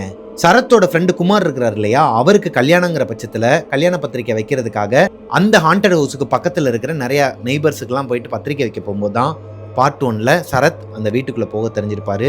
நிறைய அமானுஷங்கள்லாம் அவர் கண்ணுக்கும் தெரிஞ்சிருக்கும். பார்ட் 1 பார்க்காதவங்களுக்கு நான் கீழே டிஸ்கிரிப்ஷனில் லிங்க் கொடுக்குறேன். அவ்வளோதாங்க, சரத்தோட லைஃப்பில் நடந்த 2வது இன்சிடென்ட் இதுதான். அவர் என்கிட்ட சொன்னதை நான் என்னோட ஸ்டைலில் உங்ககிட்ட நரேட் பண்ணி சொல்லிட்டேன். இந்த ஸ்டோரி உங்களுக்கு பிடிச்சிருந்துச்சுன்னா லைக் பண்ணிடுங்க. இந்த ஸ்டோரியில் வந்த இடமும் பெயரும் எல்லாமே புனை பெயர்கள் கிடையாது, ஒரிஜினல் பேர் தாங்க. சரத் ஒரிஜினல் நேமையே யூஸ் பண்ணிக்க சொன்ன காரணத்தினால நான் எல்லாமே ஒரிஜினல் நேமை வச்சு தாங்க சொல்லியிருக்கிறேன். நம்மளோட டெவில்ஸ் கிச்சன் ஷோவில் ஒரே ஒரு எபிசோடு தாங்க பார்க்க ஆரம்பிச்சிருக்கிறாரு. ஸ்டார்டிங்கில் அந்த ஒரு எபிசோடு பார்க்க ஆரம்பித்தவர் அன்னைக்கு ஒரே நாளில் 10-15 வீடியோ கிட்ட பார்த்துருக்கிறாரு. ஒரு மாதத்தில் 60க்கும் மேற்பட்ட வீடியோக்கெல்லாம் நான் பார்த்துருக்கிறேன் பிரதர். உங்களோட வீடியோ எல்லாமே எனக்கு ரொம்ப பிடிக்கும். உங்களோட நரேஷனில் எனக்கு இந்த ஹாரர் எக்ஸ்பீரியன்ஸ் வந்து ரொம்பவே பிடிக்கும் அப்படிங்கிற மாதிரி சொல்லியிருந்தாரு. Thank you so much brother. So வாங்க 2வது ஸ்டோரிக்குள்ளே போகலாம். 2வது ஸ்டோரியை எனக்கு இன்ஸ்டாகிராமில் அனுப்பின பொண்ணோட பேர் சுதாங்க. சுதா நேட்டிவே சென்னை தான். அவங்க சென்னையில் போரூருங்கிற ஒரு பகுதியில் அவங்களோட ஏரியா நேமை வந்து மென்ஷன் பண்ண வேணாம்னு சொன்ன காரணத்தினால என்னால் மென்ஷன் பண்ண முடியலை. அவங்க போரூருக்கு பக்கத்தில் இருக்கிற ஒரு ஏரியாவை சேர்ந்தவங்க. பூர்வீகமே அவங்களுக்கு அதுதான். அவங்களோட வீடு சொந்த வீடுங்க, தனி வீடு. இவங்க வீட்டுக்கு பக்கத்தில் இருக்கிற எல்லா இடங்களையுமே ஆக்கிரமித்து சிலர்லாம் வந்து விற்று, அதாவது அவங்களோட மனசாரையே விற்று ஃபுல்லாகவே அப்பார்ட்மெண்ட்டாக வந்துருச்சாங்க. ஆனால் இவங்களோட வீடும் இவங்க அப்பாவோட ஃப்ரெண்ட்ஸ் ஒரு 2-3 பேர் அந்த காலத்து ஆட்கள்லாம் அங்கே வாங்கி போட்டிருப்பாங்க இல்லையா, அவங்க மட்டும் அவங்களோட இடத்தையோ இந்த வீடுங்களையோ விற்காம தனி வீடாக வச்சுட்டு இருந்திருக்கிறாங்க. அப்பேற்பட்ட ஒரு தனி வீட்டில் சுதா மட்டும் ஒரு நாள் தனியாக மாட்டிக்கிட்ட ஒரு உண்மை சம்பவத்தை தாங்க என்கிட்ட ஷேர் பண்ணியிருக்கிறாங்க. அதை பற்றின ஒரு தொகுப்பை தான் நம்ம 2வது ஸ்டோரியாக பார்க்க போகிறோம். வாங்க ஸ்டோரிக்குள்ளே போகலாம். சுதாக்கு சின்ன வயசுலேருந்தே ஒரு பொருள் மேலே அடம் பிடிச்சாங்க அப்படின்னா அதை எப்படியாச்சும் அடைஞ்சிடணும், அதை எப்படியாச்சும் வாங்கிடணுங்கிறதுல, அதாவது அவங்க அப்பா அம்மாவால் வாங்கி கொடுக்க முடியாதுன்னு தெரிஞ்சாலுமே இல்லை அது எனக்கு வேணும் அப்படிங்கிற மாதிரி அடம் பிடிக்கிற ஒரு பொண்ணாங்க. அது சின்ன வயசுலன்னு கிடையாது. 2021 சுதா காலேஜ் ஃபஸ்ட் இயர் படிச்சுட்டு இருக்கிறாங்க சென்னையில் இருக்கிற ஒரு ஆர்ட்ஸ் அண்ட் சயின்ஸ் காலேஜில். அந்த டைமில் கூட அவங்க அப்பா அம்மா கிட்ட இவங்களுக்கு தேவையான பொருளை வந்து ரொம்பவே அடம் பிடிச்சி கேட்பாங்களாங்க. இப்போ அந்த மாதிரிலாம் கிடையாது, அவங்க திருந்திட்டாங்க. பட் அந்த நேரத்தில் அவங்களோட அப்பா அம்மாவுக்கு ரொம்பவே ஒரு மாதிரி தலைவலியாக இருந்திருக்கிறாங்க. அதை அந்த பொண்ணே என்கிட்ட சொன்னாங்க. அது போக சின்ன வயசுலேருந்தே அந்த பொண்ணுக்கு ஒரு நோய் இருக்குதாங்க, ஃபிக்ஸ் வருமா. ரொம்ப ஒரு மாதிரி பேனிக் ஆனாங்கன்னா, அதாவது சடனாக ஒரு பேனிக் அட்டாக்னு சொல்லுவாங்க இல்லையா, அந்த மாதிரி வந்துச்சுன்னா கை கால்லாம் ஒரு மாதிரி இழுத்துக்கிட்டு வாயெலாம் ஒரு மாதிரி பேச முடியாதான், ஒரு மாதிரி இந்த சைடு ஒதுங்கிடுமாங்க. அடுத்த ஒரு 10 நிமிஷத்தில் அவங்களுக்கு ட்ரீட்மெண்ட் கொடுக்கலங்கிற பட்சத்தில் இறக்குறதுக்கு வாய்ப்பு இருக்குதாங்க. அந்த மாதிரியான ஒரு நோய் அவங்களுக்கு இருக்குது. அதனாலேயே அவங்களோட அப்பாவும் அம்மாவும் சுதாவை தனியாகவே விட்டுட்டு போக மாட்டாங்க. எங்கேயுமே தனியாகவே வெளியவும் அனுப்ப மாட்டாங்க, வீட்லேயும் விட்டுட்டு போக மாட்டாங்க. ஆனால் அன்னைக்கு ஒரு நாள் சுதாக்கும் அவங்களோட அப்பா அம்மா 2 பேருக்குமே, அதாவது அவங்க அப்பா அம்மா சுதா 3 பேர் தான் வீட்டில், தம்பியோ கூட பிறந்தவங்க யாருமே கிடையாதுங்கிற பட்சத்தில் இந்த பொண்ணு மேலே ரொம்ப பாசமாக தான் இருப்பாங்க. இவங்க எப்போ பார்த்தாலும் அவங்கள வந்து எரிஞ்சு விழுகிற மாதிரி எதனா ஒன்று பண்ணிக்கிட்டே இருப்பாங்களாம். அதே மாதிரி தான் இவங்க குடும்பத்துக்குள்ளே ஒரு சண்டை வந்திருக்குதுங்க. என்னன்னா அவங்க அப்பாவோட தங்கச்சி வீட்டுக்கு வந்திருக்கிறாங்க அவங்களோட பையனுக்கு சுதாவை பொண்ணு கேட்டு. சுதாவுக்கு அந்த பையனை பிடிக்காத பட்சத்தில் அவங்க அப்பா கிட்டேயோ இல்லை அம்மா கிட்டேயோ தனியாக கூப்பிட்டு சொல்லியிருக்கலாம். பட் பொதுவான இடத்துல, அதாவது அவங்களோட வீட்டில் ஹாலில் வச்சு காஃபி கொடுக்க வரும்போது எல்லாரும் முன்னாடியும் ரொம்ப அசிங்கப்படுத்தி ஒரு மாதிரி பேசிட்டாங்களாங்க. அது அவங்களோட ஃபேமிலி இஷ்யூங்கிறனால ரொம்ப டீட்டெயிலாக சொல்ல விரும்பலைங்க. ஏன்னா சின்ன வயசுலேருந்தே சுதாவோட அம்மா சொல்லி தான் வளர்த்துருக்காங்க சுதா கிட்ட. அவங்களோட அப்பாவோட வீட்டாளுங்க எல்லாருமே இவங்களுக்கு செய்வன சூனி அந்த மாதிரியெல்லாம் வைக்கிறதாகவும், இவர் சொந்த வீடு வாங்கினது அவங்களோட தங்கச்சிக்கு பிடிக்காததாகவும், அந்த வீட்டை எப்படியாச்சும், அதாவது இவங்க அப்பாவோட சொத்தை எப்படியாச்சும் வாங்கிடணும்னு சொல்லிட்டு கங்கணம் கட்டிட்டு அலையிறதா சொல்லியே வளர்த்துருக்குறாங்க. அது சுதாவோட மனசுக்குள்ளே ஓடிக்கிட்டே இருந்திருக்குதுங்க. இப்போது கரெக்டாக நேரம் பார்த்து அவங்களோட பையனுக்கு பொண்ணை கேட்டு வரும்போது ஆட்டோமேட்டிக்காக அந்த சொத்து எங்கே போகும்? அவங்களோட பையனுக்கு போகும். அவங்களுக்கே அந்த சொத்து வந்துடும் இல்லையா? அந்த வீட்டை வாங்கிடலாங்கிற ஒரு பிளானில் தான் அவங்க வந்திருக்கிறாங்கங்கிற மாதிரி இவங்களாம் மனசில் ஃபிக்ஸ் பண்ணிவிட்டு ரொம்பவே அசிங்கப்படுத்தி அனுப்பிடுறாங்க. அதுக்கு காரணம் சுதா கிடையாது, சுதாவோட அம்மா தான். ஏன்னா அவங்க தான் சின்ன வயசுலேருந்தே இவங்களோட மனசில் எல்லாத்தையுமே விதைச்சி வச்சுருக்கிறாங்க. இது என்னோட பாயிண்ட் ஆஃப் வியூலங்க. அவங்க சொன்னது என் மேலே தான் தப்பு, எங்கள் அம்மா அப்பாவை வந்து நான் ரொம்ப காயப்படுத்திட்டேன் அப்படிங்கிற மாதிரி சொன்னாங்க. அது அவங்க தப்பு கிடையாதுங்க, அவங்க அம்மாவோட தப்பு. சின்ன வயசுலேருந்தே அவங்க சொல்லி சொல்லி வளர்த்துருக்குறாங்க. இவங்களோட மனசில் ஊறி போய் இருந்திருக்குது. இப்போது அந்த கோபத்தில் அடுத்த நாள் காலையில் அவங்க எல்லாருமே கோவிலுக்கு போகிறதா இருந்திருக்குது. சடனாக தான் சுதாவோட அத்தை அவங்களோட வீட்டுக்கு அவங்கள பொண்ணு கேட்டு வந்திருக்கிறாங்க.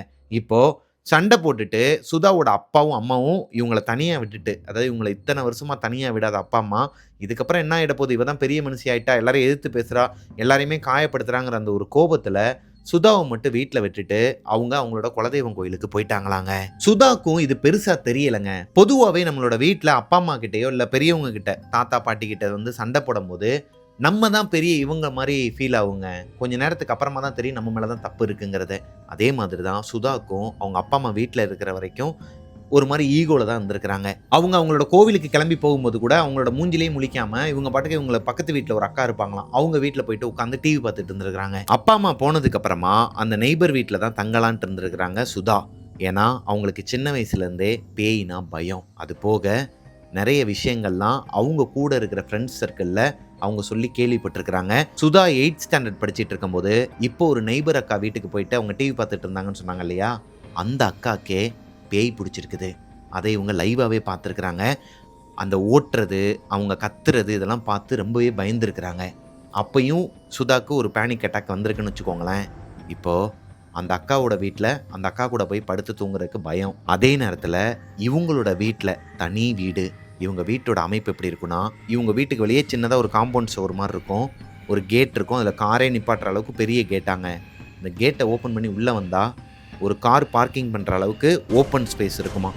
ரைட் சைடில் துளசி மாடம் வச்சுருப்பாங்களாம். இவங்க அம்மா எப்பயுமே அங்கே சாமி கும்பிட்றது வழக்கம். அப்படியே உள்ள ஒரு பெரிய கேட் இருக்குமாங்க. அந்த கேட்டை ஓப்பன் பண்ணால் மெயின் டோருக்கும் கேட்டுக்கும் நடுவில் கொஞ்சம் இடம் இருக்குமா, போர்ட்டிகோ மாதிரி இருக்குமா. இப்போது மெயின் டோரை ஓப்பன் பண்ணால் உள்ள ஒரு பெரிய ஹாலுங்க. இது அந்த காலத்து வீடுங்கிறனால இவங்க வீட்டில் எல்லா பொருட்களுமே பழசாக தான் இருக்கும். அது போக இவங்களோட டோர்லேருந்து விண்டோலேருந்து எல்லாமே லைட்டாக அங்கங்கே கரையான் அரிச்சு ஒரு மாதிரி ஸ்மெல் வருமாங்க. இப்போது ஹாலுக்கு லெஃப்ட் சைடில் தான் மாஸ்டர் பெட்ரூம் இருக்குது, அட்டாச் பாத்ரூமோட. அதுதான் இவங்க அப்பா அம்மாவோட ரூமாங்க. மாஸ்டர் பெட்ரூமுக்கு ஆப்போசிட்டில் ஒரு பெட்ரூம் இருக்குமாங்க. அதுதான் சுதாவோட பெட்ரூம். அங்கே ஒரு குயின் சைஸ் பெட் இருக்கும். அது பக்கத்துலேயே, அதாவது இவங்களோட தலைமாட்டுக்கு பக்கத்துலேயே ஒரு பெரிய ஜன்னல் இருக்குமாங்க. அப்புறம் மெயின் டோருக்கு ஆப்போசிட்லேயே, அதாவது நேராகவே பேக் சைடில் போகிறதுக்கு ஒரு கதவு இருக்குமாங்க. கொல்லப்புற கதவும் இருக்கும். கொல்லப்புறத்தில் ஒரு பாத்ரூம் இருக்கும். பக்கத்துலேயே இந்த பாத்திரங்கள்லாம் கழுவுறதுக்கு இடம்லாம் விட்டு வச்சுருப்பாங்க. அதுக்கு பக்கத்தில் ஒரு சின்ன கிணறு இருக்குமாங்க. இந்த கிணறு எப்பயுமே லாக்கில் தான் இருக்குமா. மோட்ரு மட்டும், நல்ல தண்ணி மோட்ரு மட்டும் அங்கேருந்து நல்ல தண்ணி மட்டும் எடுக்கிறதுக்காக போட்டு வச்சுருப்பாங்களாம். அது போக கொல்லப்புற கதவை ஓப்பன் பண்ணிட்டு வெளியே போனால் ஸ்டெப்ஸ் போகுமாங்க மொட்டை மாடிக்கு. இதுதான் இவங்க வீட்டோட அமைப்பு. இவ்வளோ பெரிய வீட்டில் சுதா மட்டும் தனியாக அன்னைக்கு நைட்டு தங்கணும். அவங்க அப்பா அம்மா குலதெய்வம் கோயிலுக்கு போயிட்டாங்க. ரிட்டன் அடுத்த நாள் நைட்டு அன்டைமில் தான் வருவாங்கங்கிறது இவங்களுக்கே தெரியும். அப்படி இருக்கும் பட்சத்தில் நைட்டு யாரையுமே துணைக்கும் கூப்பிடாம உங்கள் அத்தை மேலே இருக்கிற அந்த கோபத்துலேயும் உங்கள் அப்பா மேலே இருக்கிற அந்த கோபத்துலேயும் ஒரு மாதிரி எதுவுமே யோசிக்காமல் நைட்டு ஒரு 11 மணி வரைக்கும் சாப்பிடாம கொள்ளாமல் அப்படியே உட்காந்துருக்குறாங்க, எல்லா டோரையும் ஓப்பனில் வச்சுக்கிட்டு. சுதான் கிடையாதுங்க, நிறைய பேருக்கு வாழ்க்கையில் இந்த மாதிரியான விஷயங்கள்லாம் நடக்கும். எதுக்காக கோபப்படுறோன்னு தெரியாமல் ஒரு மாதிரி நம்ம எதையுமே நினைக்காம எங்கே இருக்கிறோங்கிறதே மைண்டில் ஓட்டாமல் நம்ம பாட்டு உட்காந்துருப்போம். ஒரு கட்டத்துக்கு மேலே எதனா ஒரு டிஸ்ட்ராக்ஷன் வரும்போது தான் ஐயோ டைம் ஆகிடுச்சா, டைம் பார்த்தா 8 மணி ஆயிருக்கும். மத்தியானம் 3 மணிக்கு உட்காந்து குழம்ப ஆரம்பிச்சிருப்பீங்க, டைம் பார்த்தா 8 மணி ஆயிருக்கும். அதே மாதிரி தான் 11 மணி ஆகுது. அவங்களோட வீட்டில் இந்த பழைய ஆன்டிக் கடிகாரம் தான் இருக்குமாங்க. இந்த பழைய ஆன்டிக் கிளாக்கில் 11 மணி ஆனால் 11 பெல் அடிக்குங்க. இந்த 11 பெல் அடித்து முடிக்கிற வரைக்குமே இவங்க சுயநினைவிலே இல்லை. எதையோ பற்றி யோசிச்சுக்கிட்டு அழுதுகிட்டே இருக்கிறாங்க. கண்ணெல்லாம் சவந்து போய் ஒரு மாதிரி உட்காந்துருக்குறாங்க. கரெக்டாக 11வது பெல் அடிக்கும் போது தான் இவங்களுக்கு ஒரு மாதிரி மண்டையில் தட்டுதுங்க. ஐயோ வீடே ஒரு மாதிரி இருண்டு போய் கிடக்குது. இவங்களோட ரூமில் மட்டும்தான் லைட்டு போட்டு வச்சுருக்கிறாங்க. வெளியே வந்து பார்த்தா இருட்டாங்க. ஏன்னா இவங்க வீட்டுக்கு வெளியே இருக்கிற அந்த போஸ்ட் லைட் வந்து கிட்டத்தட்ட ஒரு வாரமாகவே எரியவே இல்லை. அந்த ஏரியாவில் இருக்கிற கவுன்சிலர்கிட்ட சொல்லியிருக்கிறாங்க, அதுக்கான எந்த ஒரு ஸ்டெப்புமே அவங்க எடுக்கலை. அப்படி இருக்கும் பட்சத்தில் இவங்க வீடே ஒரு மாதிரி இருண்டு போய் கிடக்குதுங்க. சுதாக்கு ஒரு மாதிரி பயம் வருது. ஏன்னா அவங்க வீட்டுல அவங்க மட்டும்தான் இருக்கிறாங்க. வெளியே வரைக்கும், அதாவது வெளியே இருக்கிற அந்த நலலைட்டு வரைக்குமே எதையுமே ஆன் பண்ணல. சுதா வேற வழியே இல்லாம மனசை தேத்திக்கிட்டு கையில போன் எடுத்துக்கிட்டு அதுல டார்ச் ஆன் பண்ணி ஃபுல்லா வீட்டுக்குள்ள இருக்கிற எல்லா லைட்டையுமே ஆன் பண்ணி விடுறாங்க. வெளியே இருக்கிற லைட்டையும் ஆன் பண்ணிட்டு டோரை லாக் பண்ணிடுறாங்க. டோரை லாக் பண்ணதுக்கு அப்புறமா வெளியே எறிகிற லைட்டை, அதாவது மெயின் கேட்டு கிட்ட எறிகிற லைட்டை வந்து ஆஃப் பண்ணிட்டு பின்னாடி கொல்லைப்புற கதவுக்கு அந்த பக்கம் இந்த பொண்ணு லைட்டை ஆன் பண்ணவே இல்லை. ஆனால் அந்த பக்கம் மட்டும் லைட் எரிஞ்சிக்கிட்டு இருக்குது. மேபி இவங்க அம்மாவோ அப்பாவோ ஞாபக மருதியில் கூட பின்னாடி போட்டு வச்சுட்டு ஆஃப் பண்ணாமல் மறந்துட்டு கூட போயிருக்கலாம். சுதா பேக் சைடு இருக்கிற அந்த கதவை லாக் பண்ணுறதுக்கு முன்னாடி வெளியே போயிட்டு ஒரு தடவை பார்க்குறாங்க. இவங்க அம்மா வந்து பாத்திரம் எல்லாத்தையுமே கழுவி வாஷ் பண்ணி ஒரு பெரிய குண்டா மாதிரி இருக்குமாங்க, அதில் தான் போட்டு வைப்பாங்க. அது மேலே ஃபுல்லாக நிறச்சி வச்சுருக்கிறாங்க. அந்த தண்ணி எல்லாத்தையும் கீழே போனதுக்கப்புறமா மொத்தமாக எடுத்துகிட்டு போயிட்டு உள்ளே அடுக்கி வச்சுருவாங்களாம் ப்ராப்பராக. அந்த பாத்திரங்கள் எல்லாமே வெளியே தான் இருக்குது, அதை எடுத்து இவங்க அடுக்கி வைக்கலை. இப்போது எல்லா லைட்டையும் வெளியவும் ஆஃப் பண்ணிவிட்டு அந்த டோரை லாக் பண்ணிவிட்டு இவங்களோட ரூம்குள்ளே போயிட்டு படுத்து தூங்கலான்ட்டு போகும்போது சுதாவுக்கு பசிக்குதுங்க. இவங்களுக்கு வீட்டில் சமையல் பண்ண தெரியாது. அக்கம் பக்கத்தில் யார்கிட்டையாச்சும் போயிட்டு கேட்கலாம், அந்த நெய்பர் அக்கா கிட்ட போய் கேட்கலான்னு பார்த்தா மணி 11:30 ஆகுது. 11:30 மணிக்கு பசிக்குதுன்னு சொல்லிட்டு அந்த அக்கா கிட்ட போய் நின்னா என்ன நினைப்பாங்க? அவங்க வாட்ஸ்அப்பில் இருக்கிறாங்களான்னு சொல்லிட்டு பார்க்குறாங்க, அவங்க ஆன்லைன்லேயும் இல்லை. என்ன பண்ணுறதுனே தெரியாமல் இருந்த சுதாக்கு திடீர்னு அவங்களோட கிச்சன்லேருந்து ஒரு சத்தம் கேட்குதுங்க. இப்படி யாரோ ஒருத்தவங்க பாத்திரத்தை கீழே தள்ளி விட்ட மாதிரி சத்தம் கேட்குது. அவங்களோட ரூமை ஓப்பன் பண்ணிவிட்டு வெளியே வந்து பார்த்தா இந்த பொண்ணு எல்லா லைட்டையுமே ஆன் பண்ணி தான் வச்சுட்டு போயிருக்கிறாங்க. ஆனால் அவங்களோட வீட்டில் இருக்கிற எல்லா லைட்ஸுமே ஆஃபில் இருக்குது. இவங்களுக்கு ஒரு மாதிரி தூக்கி போடுதுங்க. வீட்டோட மெயின் டோரை லாக் பண்ணிட்டாங்க, பேக் சைடில் இருக்கிற டோரையும் லாக் பண்ணிட்டாங்க. 11 மணிக்கு தான் சுயநினைவே இந்த பொண்ணுக்கு வந்திருக்குது. இதுக்கு முன்னாடி வேறு யாராச்சும் ஒருத்தவங்க இவங்களோட வீட்டுக்குள்ளே வந்திருப்பாங்களோங்கிற அந்த ஒரு பயமும் இருக்குது. அதே நேரத்தில் இந்த பொண்ணு லைட்டை போட்டு எல்லா ரூம்லேயும் எல்லா இடத்துலையும் பார்த்துட்டு தான் பேக் சைடு டோரையும் ஃப்ரண்ட் சைடு டோரையும் லாக்கே பண்ணியிருக்கிறாங்க. அப்போ யார் வெளியே இருக்கிற லைட்டெல்லாம் ஆஃப் பண்ணியிருப்பா? ஒருவேளை இவங்க வீடு பழைய வீடுங்கிற காரணத்தினால சுவிட்செல்லாம் கொஞ்சம் லூஸ் கான்டாக்டில் இருக்குதா? அது எப்படி சொல்லி வச்ச மாதிரி எல்லா சுவிட்சும் லூஸ் கான்டாக்டில் இருக்கும். சரி ஓகே, என்னமோன்னு சொல்லிட்டு மறுபடியும் எல்லா லைட்டையும் ஆன் பண்ணிவிட்டு அவங்களோட கிச்சனுக்குள்ளே போய் பார்த்தா எங்கே இருந்துச்சுன்னே தெரியாதாங்க. அவங்க அம்மா எங்கே வச்சுருப்பாங்கன்னு கூட இவங்களுக்கு தெரியாதான். ஏன்னா அவங்க அம்மா வந்து சுதாவை கிச்சன் பக்கத்துலேயே விட மாட்டாங்களாம் சின்ன வயசுலேருந்தே. அப்படி இருக்கும் பட்சத்தில் மேலே இருந்து ஒரு மேகி பாக்கெட் கீழே விழுந்து கிடக்குதுங்க. இதை யாரோ ஒருத்தவங்க தள்ளி விட்டுருக்குறாங்க. உள்ளுக்குள்ளே பூனையோ எலியோ எதுவுமே வரதுக்கு வாய்ப்பே கிடையாது. எல்லா விண்டோவும் க்ளோஸில் தான் இருக்குது. அப்படி இருக்கும் பட்சத்தில் யார் ஒரு பாத்திரத்தையும் ஒரு மேகி பாக்கெட்டையும் கீழே தள்ளி விட்டுருப்பா? யாராக இருந்தாலும் பரவாயில்ல, இப்போ இந்த பொண்ணுக்கு என்ன தோணுதுன்னா அந்த மேகியை கிண்டி சாப்பிட்றலாம் அப்படிங்கிற மாதிரி ஒரு மைண்ட் செட்டில் டக்குன்னு மேகியை ஃபுல்லாக கிண்டி சாப்பிட்றதுக்கு எடுத்துகிட்டு வந்து இவங்களோட ரூம்குள்ளே போகும்போது இவங்களோட பேக் சைடு டோர் கொல்லைப்புற கதவை இப்படி யாரோ ஒருத்தவங்க நாக் பண்ணுறாங்க. இந்த பொண்ணுக்கு ஒரு மாதிரி அடிவயிறெல்லாம் கலக்க ஆரம்பிச்சிருக்குதுங்க. இப்போ தான் சுட சுட சமைச்சு எடுத்துகிட்டு வந்து சாப்பிட்லான்னு சொல்லிட்டு உட்கார போகும்போது பேக் சைடு டோரை யார் தட்டுவா? திறக்கலாமா வேணாமான்னு சொல்லிட்டு இவங்களுக்குள்ள ஒரு இனம் புரியாத பயங்க. அப்பாக்கோ இல்லை அம்மாக்கோ கால் பண்ணி சொல்லலாம், இல்லை பக்கத்து வீட்டில் இருக்கிற அந்த நெய்பர் அக்காவுக்கு கால் பண்ணிடலாம்னு சொல்லிட்டு ஃபோன் எடுத்து பார்த்தா ஃபோனில் சுத்தமாக டவரே இல்லை. இந்நேரம் பார்த்து இடி மின்னலோட பயங்கரமாக வெளியே சத்தம் கேட்டுட்டு இருக்குதுங்க. மழை பெய்யலை, இடிமின்னல் சத்தம் மட்டும் பயங்கரமா கேக்குது. என்ன பண்றதுனே தெரியாம ஒரு மாதிரி முழிச்சிட்டு இருந்தப்போ பேக் சைடு டோர்ல இந்த கதவை தட்டுறாங்க இல்லையா, அவங்க வேற யாரும் இல்லைங்க, பக்கத்து வீட்டுல இருக்கிற அந்த நெய்பர் அக்கா தான். அவங்க தான் பேக் சைடுல வந்து கதவை தட்டுறாங்க. அவங்களோட வாய்ஸும் கேக்குது. சுதா கொஞ்சம் கதவை தரடி, ஓபன் பண்றி அப்படிங்கிற மாதிரி கத்துறாங்க. என்னமோ அதுன்னு சொல்லிட்டு வேமா ஓடி போயிட்டு பேக் சைடு டோரை ஓபன் பண்ணா, ஏண்டி எவ்வளவு நேரமா தட்டிக்கிட்டு இருக்கிறேன், ஏண்டி திறக்க மாட்டேங்கிற? ஏக்கா லூசாக்கா, நீ எனக்கு ஃபோன் பண்ணிருக்கலாம்ல, இல்லை நீ முன்னாடி வந்து காலிங் பில் கூட அமைக்கிருக்கலாம்ல, ஏன் பேக் சைடில் வந்து கதவை தட்டிகிட்டு இருக்கிற? ஏண்டி நீ சாப்பிட்டியா இல்லையான்னு கூட எனக்கு தெரில, அதனால தான் உன்னை பார்க்கலான்னு சொல்லிட்டு வந்தேன். நல்லா கேட்டப்போ நீ தூங்கிட்டு இருக்கிறேன்னு நினச்சிட்டு தான் நான் வீட்டில் இருக்கிற மேகி பாக்கெட்டை எடுத்து செஞ்சு இப்போ தான் சாப்பிட போனேன். அதுக்குள்ளே நீ என்னை பயம்படுத்திட்ட, நான் எப்படி உன்னை பயம்படுத்துவேன்னு சொல்லிட்டு அந்த பேக் சைடு டோரை லாக் பண்ணிவிட்டு 2 பொண்ணுங்களும், அதாவது சுதாவும் அந்த அக்காவும் சுதாவோட பெட்ரூம்குள்ளே போயிட்டு உட்காடுறாங்க. கரெக்டாக உட்காரும் போது கரண்ட் கட் ஆயிருதுங்க. அந்த ஏரியா ஃபுல்லாகவே கரண்ட் கட்டு. பயங்கரமாக இடி மின்னல் மழையும் பெய்ய ஆரம்பிக்குது. இந்த இடி மின்னல் மழை பெய்ய ஆரம்பித்தாலே அவங்க ஏரியாவில் எப்படா கரண்ட்டை பிடிங்கி விடலான்னு சொல்லிட்டு இருப்பாங்களாம். அதே மாதிரி தான் கரண்ட்டை கட் பண்ணி விட்டாங்க. இந்த நேரத்தில் சுதாவும் அந்த அக்காவும் மட்டும் டார்ச் லைட் வெளிச்சத்தில், அதாவது உங்கள் வீட்டில் மெழுகுவர்த்தி இருக்குது, எங்கே இருக்குதுன்னு இந்த பொண்ணுக்கு தெரியலை, டார்ச் லைட்டை ஆன் பண்ணி வச்சு அந்த அக்காவுக்கும் மேகி கொடுக்குறாங்க. இவங்களும் சாப்பிட்டுட்டு இருக்கும்போது சுதா வாயை வச்சுக்கிட்டு சும்மா இல்லாமல் அந்த அக்கா கிட்ட, ஏங்கா 8th ஸ்டாண்டர்ட் படிக்கும்போது உனக்கு பேய் பிடிச்சிச்சுல, அப்பம்போது உனக்கு எப்படிக்கா இருந்துச்சு? உடம்புலாம் வலிச்சுச்சா? அடிச்சு போட்ட மாரி இருந்துச்சா? நீ எப்படி உணர்ந்த? உன்னாலயே ஃபீல் பண்ண முடிஞ்சுச்சா? இல்ல நீ வீட்ல வந்து நடிச்சியா? அப்படிங்கிற மாரி கேட்குறாங்க. இப்ப அந்த அக்கா எதுவுமே பேசாம, இவங்க குடுத்த மேகிய மட்டும் சாப்பிட்டுக்கிட்டே இருக்கிறாங்க. "ஏய் பேசாம சாப்பிட்றி. இப்ப எதுக்கு உனக்கு அதெல்லாம்? உனக்கு தேவையில்லாத வேலை" அப்படிங்கிற மாரி சொல்றாங்க. சுதா கேட்கிற எந்த ஒரு கேள்விக்குமே அந்த அக்கா ப்ராப்பரா ஆன்சர் பண்ண மாட்றாங்க. முக்கியமா, "ஏன்டி உங்க அப்பா, அம்மா உன்னைய தனியா விட்டுட்டு போனாங்க? நீ வந்து அவங்க கூட போயிருக்கலாம்ல. என்னதான் சண்டை நடந்தாலும் அப்பா, அம்மா தான் முக்கியம்னு" சொல்லிட்டு இப்படி நெறைய அட்வைஸ்லாம் பண்ணக்கூடிய அக்கா, எதுவுமே பேசாம அமைதியா உட்காந்து சாப்பிட்டுக்கிட்டே இருக்கிறாங்க. சாப்பிட்டு முடிச்சதுக்கப்புறமா, "இன்னும் கொஞ்சம் இருக்குதா மேகி?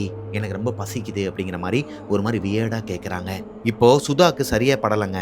கொஞ்சம் வியர்டா இருக்குது இந்த அக்கா பண்றதெல்லாம். "அக்கா, நீ முதல்ல உன்னோட வீட்டுக்கு கிளம்பு. நான் தனியா இருந்தாலும் பரவால்ல. நானே எங்களோட வீட்ல என்னோட பெட்ரூம்ல படுத்து தூங்கிருவேன். நீ பண்றதெல்லாம் எனக்கு ஒரு மாரி பயம் குடுக்குதுங்கும்போது, ஏன்டி என்னைய பார்த்தா உனக்கு என்ன பேய் மாரியா இருக்கு? எனக்கு பேய் பசி இருக்கிறனால தாண்டி உன்னைய தேடி வந்தேன் சாப்பிடுறதுக்கு" அப்படிங்கும்போது, சுதாக்கு எதுவுமே தோணலங்க. சரி ஓகே புரியுது. ஆனா எங்க வீட்ல வந்துட்டு நூடுல்ஸ் வந்து இவ்வளோ தான் இருக்குது. 2டே 2 பாக்கெட் தான் இருந்துச்சு. அதுலயும் பாதி உனக்கு நான் குடுத்துட்டு எனக்குமே இப்ப பசிக்குது. நான் என்ன பண்றது? சரி ஓகே விடு. நாளைக்கு பார்த்துக்கலாம். பேசாம படுத்து தூங்கலாம்னு சொல்லும்போது, அந்த பிளேட் 2யும் எடுத்துக்கிட்டு அந்த அக்காவும் பின்னாடியே வராங்க. சுதாவும் முன்னாடி போறாங்க. இப்போ அந்த பிளேட்ட அங்க வச்சுட்டு திரும்பி பார்த்தா, அந்த அக்காவ காணோம். பயங்கரமா மின்னல் வெட்டுது. இவங்களோட வீட்டுக்குள்ள அந்த வெளிச்சத்துக்கு, வீட்டுக்குள்ள யாருமே இல்லங்கிறது இந்த பொண்ணுக்கு தெரியுதுங்க. இப்போ அவங்களோட டார்ச் லைட்ட ஆன் பண்ணி, அந்த அக்காவோட பேர சொல்லிக்கிட்டே, "மதி, மதி எங்கக்கா இருக்க? அக்கா விளையாடாத. நான் ஆல்ரெடி செம பயத்துல இருக்கிறேன். தயவு செஞ்சு வெளிய வந்துருன்னு" சொல்லிட்டு எவ்வளவோ கதறி கெஞ்சினாலும், அந்த அக்கா வீட்டுக்குள்ள இல்ல. சுதாவோட அப்பா, அம்மா ரூம்குள்ள அந்த மாஸ்டர் பெட்ரூம்குள்ளயும் பார்த்துட்டாங்க. இவங்களோட பெட்ரூம்குள்ளயும் பார்த்துட்டாங்க. காமன் ரெஸ்ட் ரூம்லயும் பார்த்துட்டாங்க. எல்லா ரெஸ்ட் ரூம்லயும் பார்த்துட்டாங்க. அந்த அக்காவ காணோம். சுதாக்கு உடம்பெல்லாம் ஒரு மாரி வேர்த்து கொட்ட ஆரம்பிக்குதுங்க. இப்போ அவங்களால நல்லாவே உணர முடியுது ஒரு பயங்கரமான நெகட்டிவ் எனர்ஜிய. இப்ப சுதா பயந்து போய் அவங்களோட ஃபோன் எடுத்து பார்க்கும்போது, ஒரே ஒரு பாயிண்ட் மட்டும் டவர் இருக்குது. வீட்ல கரண்ட்டும் வந்துருதுங்க. கரண்ட் வந்ததுக்கு அப்புறமா அவங்களோட வீட்ல எல்லா ரூமையும் மறுபடியும் செக்கிங் பண்றாங்க. எங்கேயுமே அந்த அக்கா இல்ல. எப்படி வீட்டுக்குள்ள வந்த ஒரு அக்கா கதவ ஓப்பன் பண்ணாம வெளிய போக முடியும்? அப்ப வந்தது அந்த அக்காவா? இல்ல வேற எதனா ஒரு அமானுஷ்யமா? எதனா ஒரு பேயா இருக்குமான்னு சொல்லிட்டு பயத்துல அந்த அக்காக்கே ஃபோன் பண்றாங்க. அந்த அக்கா ஃபோன பிக் பண்ணல. ரொம்ப நேரமா கால் போய்க்கிட்டே இருக்குது. எடுக்கல. இப்ப பயங்கரமா வெளிய வேற மழை பெஞ்சுகிட்டு இருக்குது. மழையில நனைஞ்சாலும் பரவால்ல. பக்கத்து வீட்ல போயிட்டு தஞ்சம் புகுந்துரலாம்னு சொல்லிட்டு, இவங்க அந்த மெயின் டோர ஓப்பன் பண்றதுக்கு ட்ரை பண்றாங்க. சுதாவோட வீட்டோட டோர் 2மே ஃப்ரண்ட் சைடு, பேக் சைடு 2 டோருமே லாக் ஆயிருதுங்க. அவங்களால டோர ஓப்பன் பண்ணவே முடியல. இப்போ அவங்களோட பெட்ரூம்குள்ள இருந்து இப்படி ஒரு சிரிக்கிற சத்தம் கேக்குதுங்க. அந்த சத்தம் கேட்டுட்டு இருக்கும்போதே மறுபடியும் இவங்களோட வீட்ல கரண்ட் கட் ஆயிடுது. சுதா கையில வச்சிருக்கிற அந்த போன்ல டார்ச் லைட்ட ஆன் பண்றாங்க. கை கால்லாம் ஒரு மாதிரி நடுக்கம் கொடுத்து பயங்கரமா பயம் வருது சுதாக்கு. சுதாக்கு நல்லாவே தெரியும் அந்த ரூம்குள்ள சிரிக்கிறது அந்த பக்கத்து வீட்டு நெய்பர் அக்கா தான். அது போக அவங்களோட வாய்ஸ்ல, "சுதா வாடி, வா, என் கூடயே வந்துரு. உனக்கு இங்க என்னடி வேலை? உனக்கு தான் உன்னோட அப்பாவையும் பிடிக்காது அம்மாவையும் பிடிக்காதுல்ல.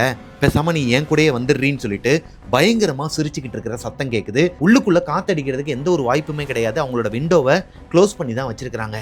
ஆனால் பயங்கரமா அந்த டோர் டம்மு டம்னு அடிச்சது மட்டும் இல்லாம அந்த அக்காவோட வாய்ஸுக்கும் அதுக்கும் இந்த பொண்ணுக்கு ஃபிக்ஸ் வந்துருதுங்க. சுதாக்கு பேனிக் அட்டாக் வந்து அங்கனையே விழுந்துடுறாங்க.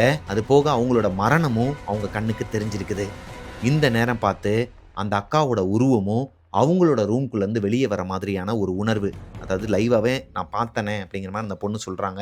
இறந்துட்டோன்னே நினைச்ச சுதா அடுத்த நாள் கண்முழிச்சு பார்க்கும்போது அவங்க வீட்டுக்கு பக்கத்தில் இருக்கிற ஒரு பெரிய ஹாஸ்பிட்டல்ல அட்மிட் பண்ணி, அவங்க கண்முழிச்சு பார்க்கும்போது சுதாவோட அம்மா அவங்களுக்கு பக்கத்திலே உட்காந்து இருந்திருக்கிறாங்க.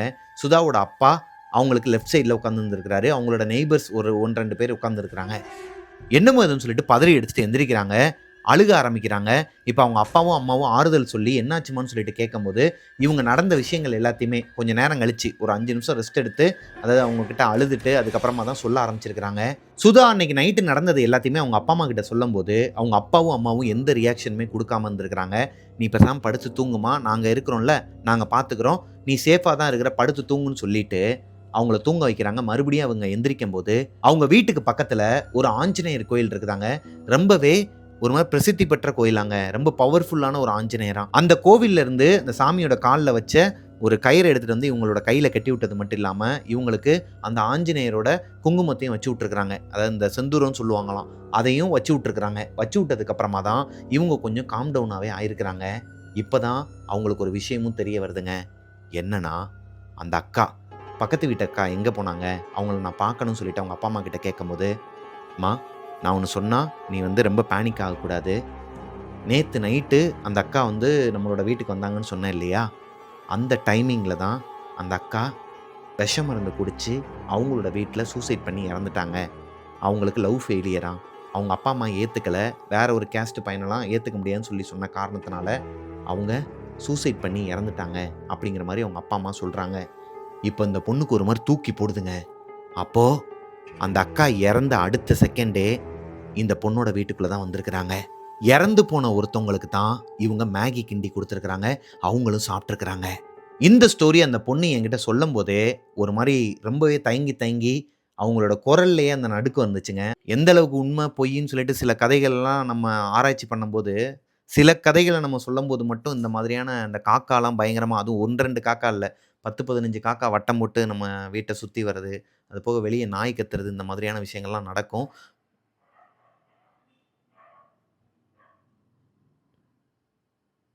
பட் அந்த நாய் கத்துறதுக்கு வேற எதனா ஒரு நாய் தான் காரணமா இருக்கும் இந்த ஏரியால. ஸோ நம்ம கதைய கன்டின்யூ பண்ணலாங்க. அவ்வளோதாங்க. ஆக்சுவலா சுதாவோட வாழ்க்கையில நடந்த இந்த ஒரு சம்பவத்த அவங்களால மறக்கவே முடியாதாம். இதுக்கப்புறமா அவங்க வீட்ல நெறைய பூஜைகள்லாம் பண்ணியிருக்கிறாங்க. அந்த அக்காவோட ஆத்மா இவங்களே சுத்தி வர மாதிரியான ஒரு உணர்வு இந்த பொண்ணுக்கே இருந்திருக்குதுங்க. அது இவங்களோட கற்பனையா? இல்ல உண்மையாவே அவங்களோட ஆத்மா இவங்கள பின்தொடர்ந்துச்சாங்கிறதெல்லாம் இவங்களுக்கு தெரியாதாம். அடுத்து ஒரு 10 நாளைக்கு சரியான தூக்கமே கிடையாது. கனவுலேருந்து அலறி அலறி எந்திரிக்கிறது, அப்படி இப்படின்னு சொல்லிட்டு நெறைய பிரச்சனைகள்லாம் இருந்திருக்குது. இவங்கள அந்த அனுமன் கோயிலுக்கே அவங்க அப்பா, அம்மா கூட்டு போயிருக்கிறாங்க. அங்க அந்த பூசாரி கிட்ட சொல்லி, மறுபடியும் ஒரு கயிறு போட்டு விடுறது மட்டும் இல்லாம, அங்க சாமி கிட்ட வந்து இவங்களுக்கு அவரு சில விஷயங்கள்லாம் துளசி அது இதுன்னு சொல்லிட்டு குடுத்துருக்கிறாரு. சில விஷயங்கள்லாம் வீட்ல பண்ண சொல்லியிருக்கிறாரு. இது எல்லாத்தையுமே பண்ணதுக்கு அப்புறமா, இந்த பொண்ணோட வாழ்க்கை கொஞ்சம் நார்மலா போயிருக்குதுங்க. அவ்வளோதாங்க. இதோட இந்த கதை முடிஞ்சிருச்சு. ஆக்சுவலா எனக்கு இந்த கதையில ஒரு டவுட் இருக்குதுங்க. என்னன்னா, அந்த அக்கா வந்து வீட்ல லவ்வ சொல்லி, அத வந்து அவங்க வீட்ல ஏத்துக்காத பட்சத்தில, இந்த மாரி சூசைட் பண்ணி இறந்துட்டாங்கங்கிறது ஒரு பக்கம் இருந்தாலும், இன்னொரு பக்கம் அந்த அக்கா வந்து நேரா அந்த பையனோட வீட்டுக்கு தானே போயிருக்கணும், சாப்பாடு கேட்டு. ஏன்னா, அந்த பையன தானே அந்த அக்கா லவ் பண்ணாங்க. எதனால சுதாவோட வீட்டுக்கு வரணும்? இதே டவுட்ட அந்த பொண்ணுகிட்டயும் நான் கேட்டேன். பட் அவங்க ஆன்லைன்ல இல்ல. அவங்க ஆன்லைன்ல வந்ததுக்கு அப்புறமா மேபி ரிப்ளை பண்ணலாம்னு நெனைக்கிறேன். இத அந்த பொண்ணுமே பார்த்துட்டு இருப்பாங்க. உங்க வீட்ல இருக்கிற அவங்க அப்பா, அம்மா எல்லாருமே பார்த்துட்டு இருப்பாங்க. இப்ப இந்த பொண்ணோட வீட்ல இருக்கிறவங்க எல்லாருமே இந்த ஸ்டோரிய பார்த்துட்டு இருப்பாங்கன்னு சொன்னாங்க. உங்க வீட்ல இருக்கிறவங்க எல்லாருக்குமே என்னைய வந்து ரொம்ப பிடிக்குமாங்க. நம்ம ஷோ வந்து ரொம்ப விரும்பி பார்ப்பாங்களாம். சீரியல் பார்க்குறாங்களோ இல்லையோ, குடும்பத்தோட உட்காந்து நம்மளோட டெவில்ஸ் கிச்சன் ஷோ வந்து மறக்காம பார்த்துருவாங்களாம். அதுலயும் குறிப்பா கதையோட சேர்த்து நெறைய இந்த மாதிரியான கருத்துகள், அப்புறம் நான் சில விஷயங்கள்லாம் பண்ணிட்டு இருப்பேன் இல்லையா?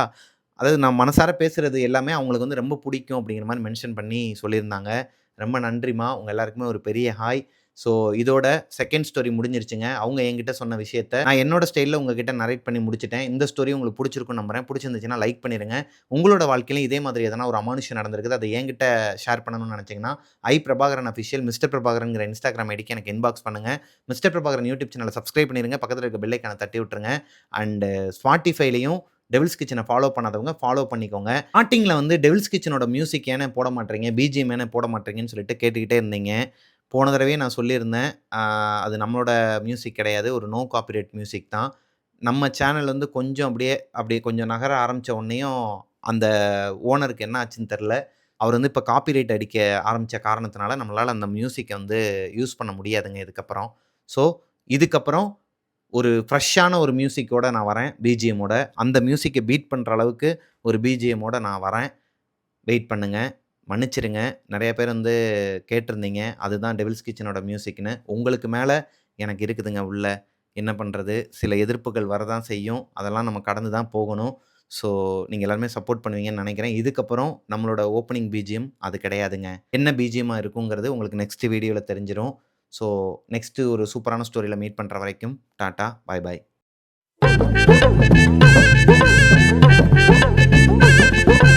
ஹலோ கோஸ்டீஸ், எல்லாரும் எப்படி இருக்கீங்க? கமெண்ட் செக்ஷனுக்கு உங்களை வரவேற்கிறேன். அண்ட் முதல் கமெண்ட் வந்து கவிங்கிறவங்க, "அண்ணா இந்த வாட்டர் பாட்டில் தலைக்கு மேல வச்சு தூங்குறது வீட்ல மட்டும் தான் வைக்கக்கூடாதா? இல்ல ஹாஸ்டல் அப்படி வேற எங்கேயும் வைக்கக்கூடாதா அண்ணா?" அப்படின்னு சொல்லி கேட்டிருக்காங்க.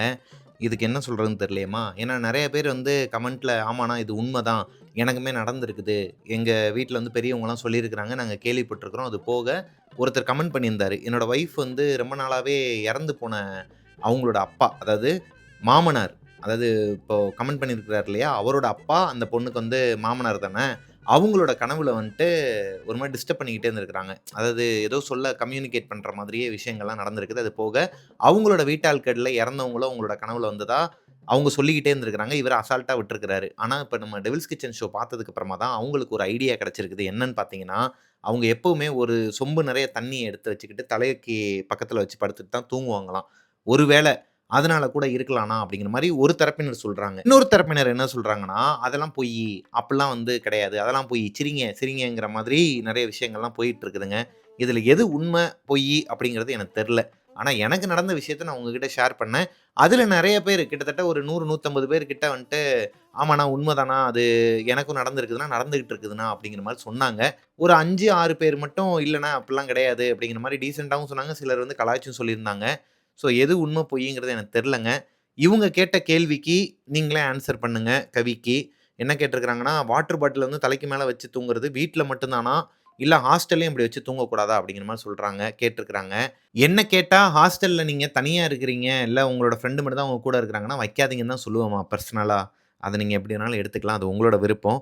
அடுத்ததா கோகு அப்படிங்கிறவர், கோகுனா டிராகன் பால் ஜி ஆயிடுச்சே, ஒருவேளை ஃபேக் ஐடியா இருக்கும் போல. ஹே ப்ரோ, நிஜமா தான் ப்ரோ, லாஸ்ட் பார்ட் சொன்னீங்கல்ல, வாட்டர் வச்சா ட்ரீமில் கம்யூனிகேட் பண்ணலாம், தட்ஸ் 100% ஃபேக்ட் ப்ரோ. என் ஒய்ஃபுக்கு இவர் தாங்க, இவர் தான் நான் சொன்ன பர்சன். என் ஒய்ஃபுக்கு லாஸ்ட் 1 வீக்காக ட்ரீமில் இறந்து போன எங்கள் அப்பா அண்ட் அவங்களோட 2 கிராண்ட் மாஸ்லாம் வராங்கன்னு சொல்லிக்கிட்டே இருக்கா. இன்னைக்கு தான் இட்ஸ் கெட்டிங் கனெக்டட் பிகாஸ் அவளோட தலைக்கு மேலேயே வாட்டர் பாட்டில் வச்சுட்டு இருப்பா அப்படிங்கிற மாதிரி சொல்கிறாங்க. அவர் தான் சொல்லியிருந்தாரு. அடுத்ததா சிவா சுஜி, ஹாய் என்னான்னு போட்டு ஹார்ட் போட்டிருக்கிறாங்க. ஹாய் பிரதர், இல்லைனா ஹாய் சிஸ்டர்.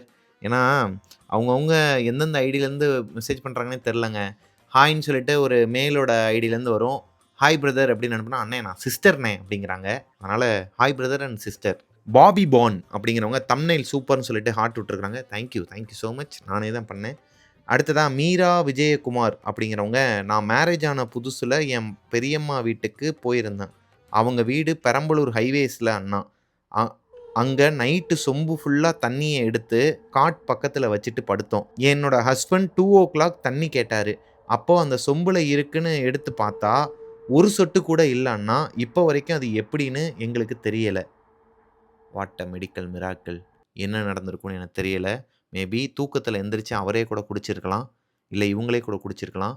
பட் அப்படி இருந்தால் ஏன் இப்படி கமெண்ட் பண்ணணும்? Maybe something wrong. Romila Janu அப்படிங்கிற ஒரு தங்கச்சி, ஹாய் அண்ணன் பையா, ஸ்டோரி செம்ம, நானும் ட்ரை பண்ணி பார்க்குறேன் அண்ணா. இவ்வளோ நாளைக்கு வாட்டர் என் பக்கத்தில் வச்சு தூங்குனதே இல்லை. இவ்வளோ நாளில் நான் வாட்டரை வந்து பக்கத்தில் வச்சு தூங்குனதே இல்லை. டுடே ஐ வில் ட்ரை அண்ணா அப்படிங்கிற மாதிரி போட்டிருக்கிறாங்க. எதுக்குமா ட்ரை பண்ணிக்கிட்டு?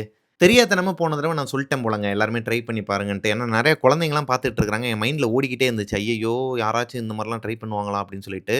இதுக்கப்புறம் யாருமே ட்ரை பண்ணாதீங்க. ராஜா சோபா ராஜிகா அப்படிங்கிறவங்க, அண்ணா என்னோட ஃபஸ்ட்டு பேபிக்கு ஜூலை 5th வந்து 3rd பர்த்டே, கொஞ்சம் விஷ் பண்ணுங்க அண்ணா அப்படின்னு போட்டிருக்கிறாங்க. அவங்களோட பேபிக்கு 5th ஜூலை, இன்னைக்கு தான் அவங்களுக்கு வந்து 3rd பர்த்டேவாம். அவங்களோட நேம் எதுவுமே மென்ஷன் பண்ணலை. இருந்தாலும் குட்டி பாப்பா ஹாப்பி பர்த்டேடா தம்பி. அப்புறமா தீபா ஸ்ரீ சண்முக சுந்தரம் அப்படிங்கிறவங்க, அண்ணா ஜூலை 14 என் க்ளோஸ் ஃப்ரெண்டோட பர்த்டே, நேம் முஸ்கன் ஃபாத்திமா, ஒரு விஷ் பண்ணுங்கன்னா டெவில்ஸ் கிச்சனோட பிக் ஃபேன் அப்படிங்கிற மாதிரி போட்டிருக்கிறாங்க.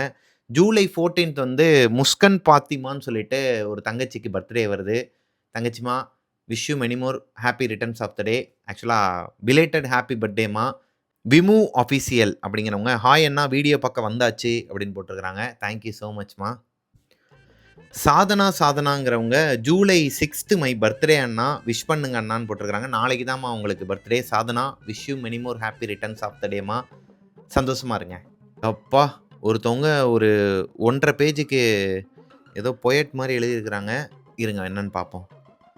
போனிக்ஸ் ஃபெதர்ஸ் அப்படிங்கிற ஒரு ஐடியிலேருந்து கமெண்ட் வந்திருக்குது.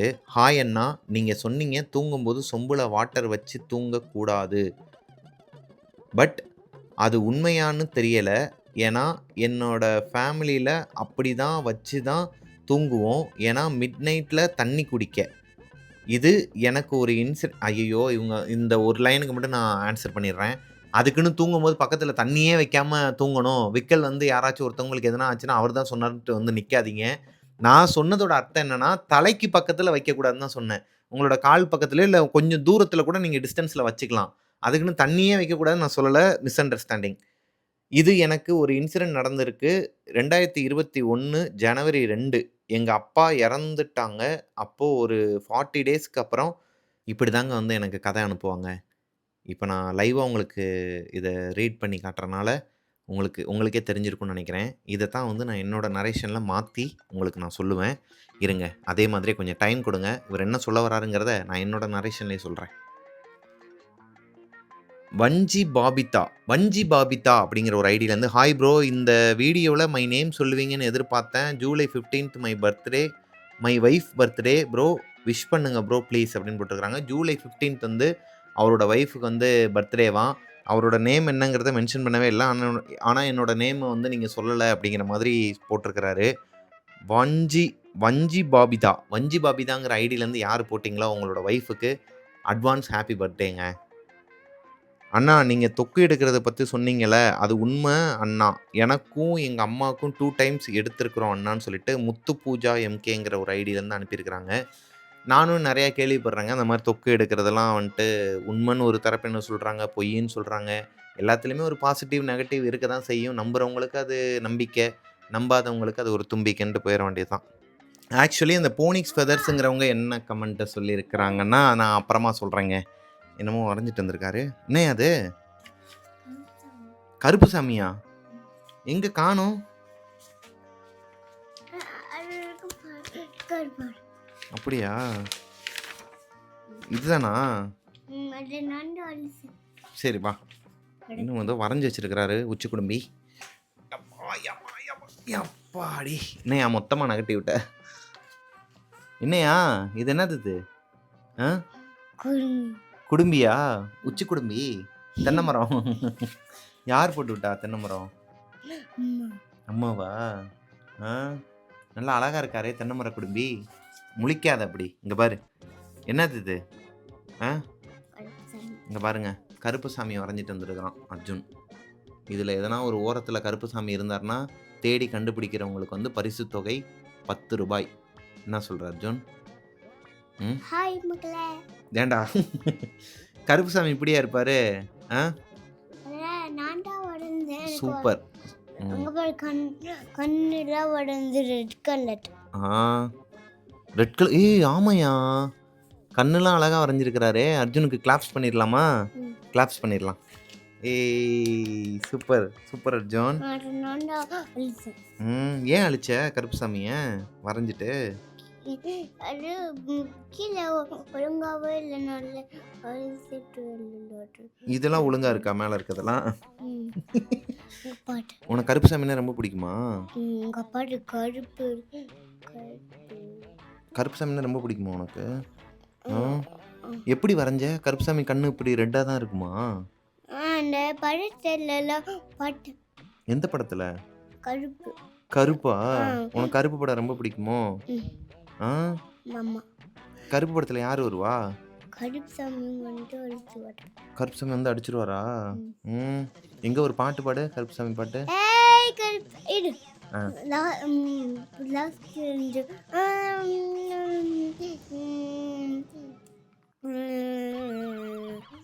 பழந்தட்டா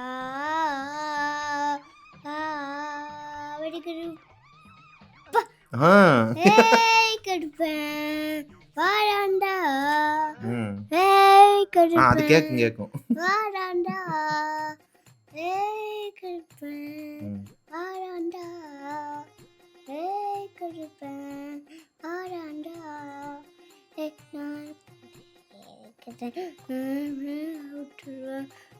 நான் நான் கறி ஏச பண்ண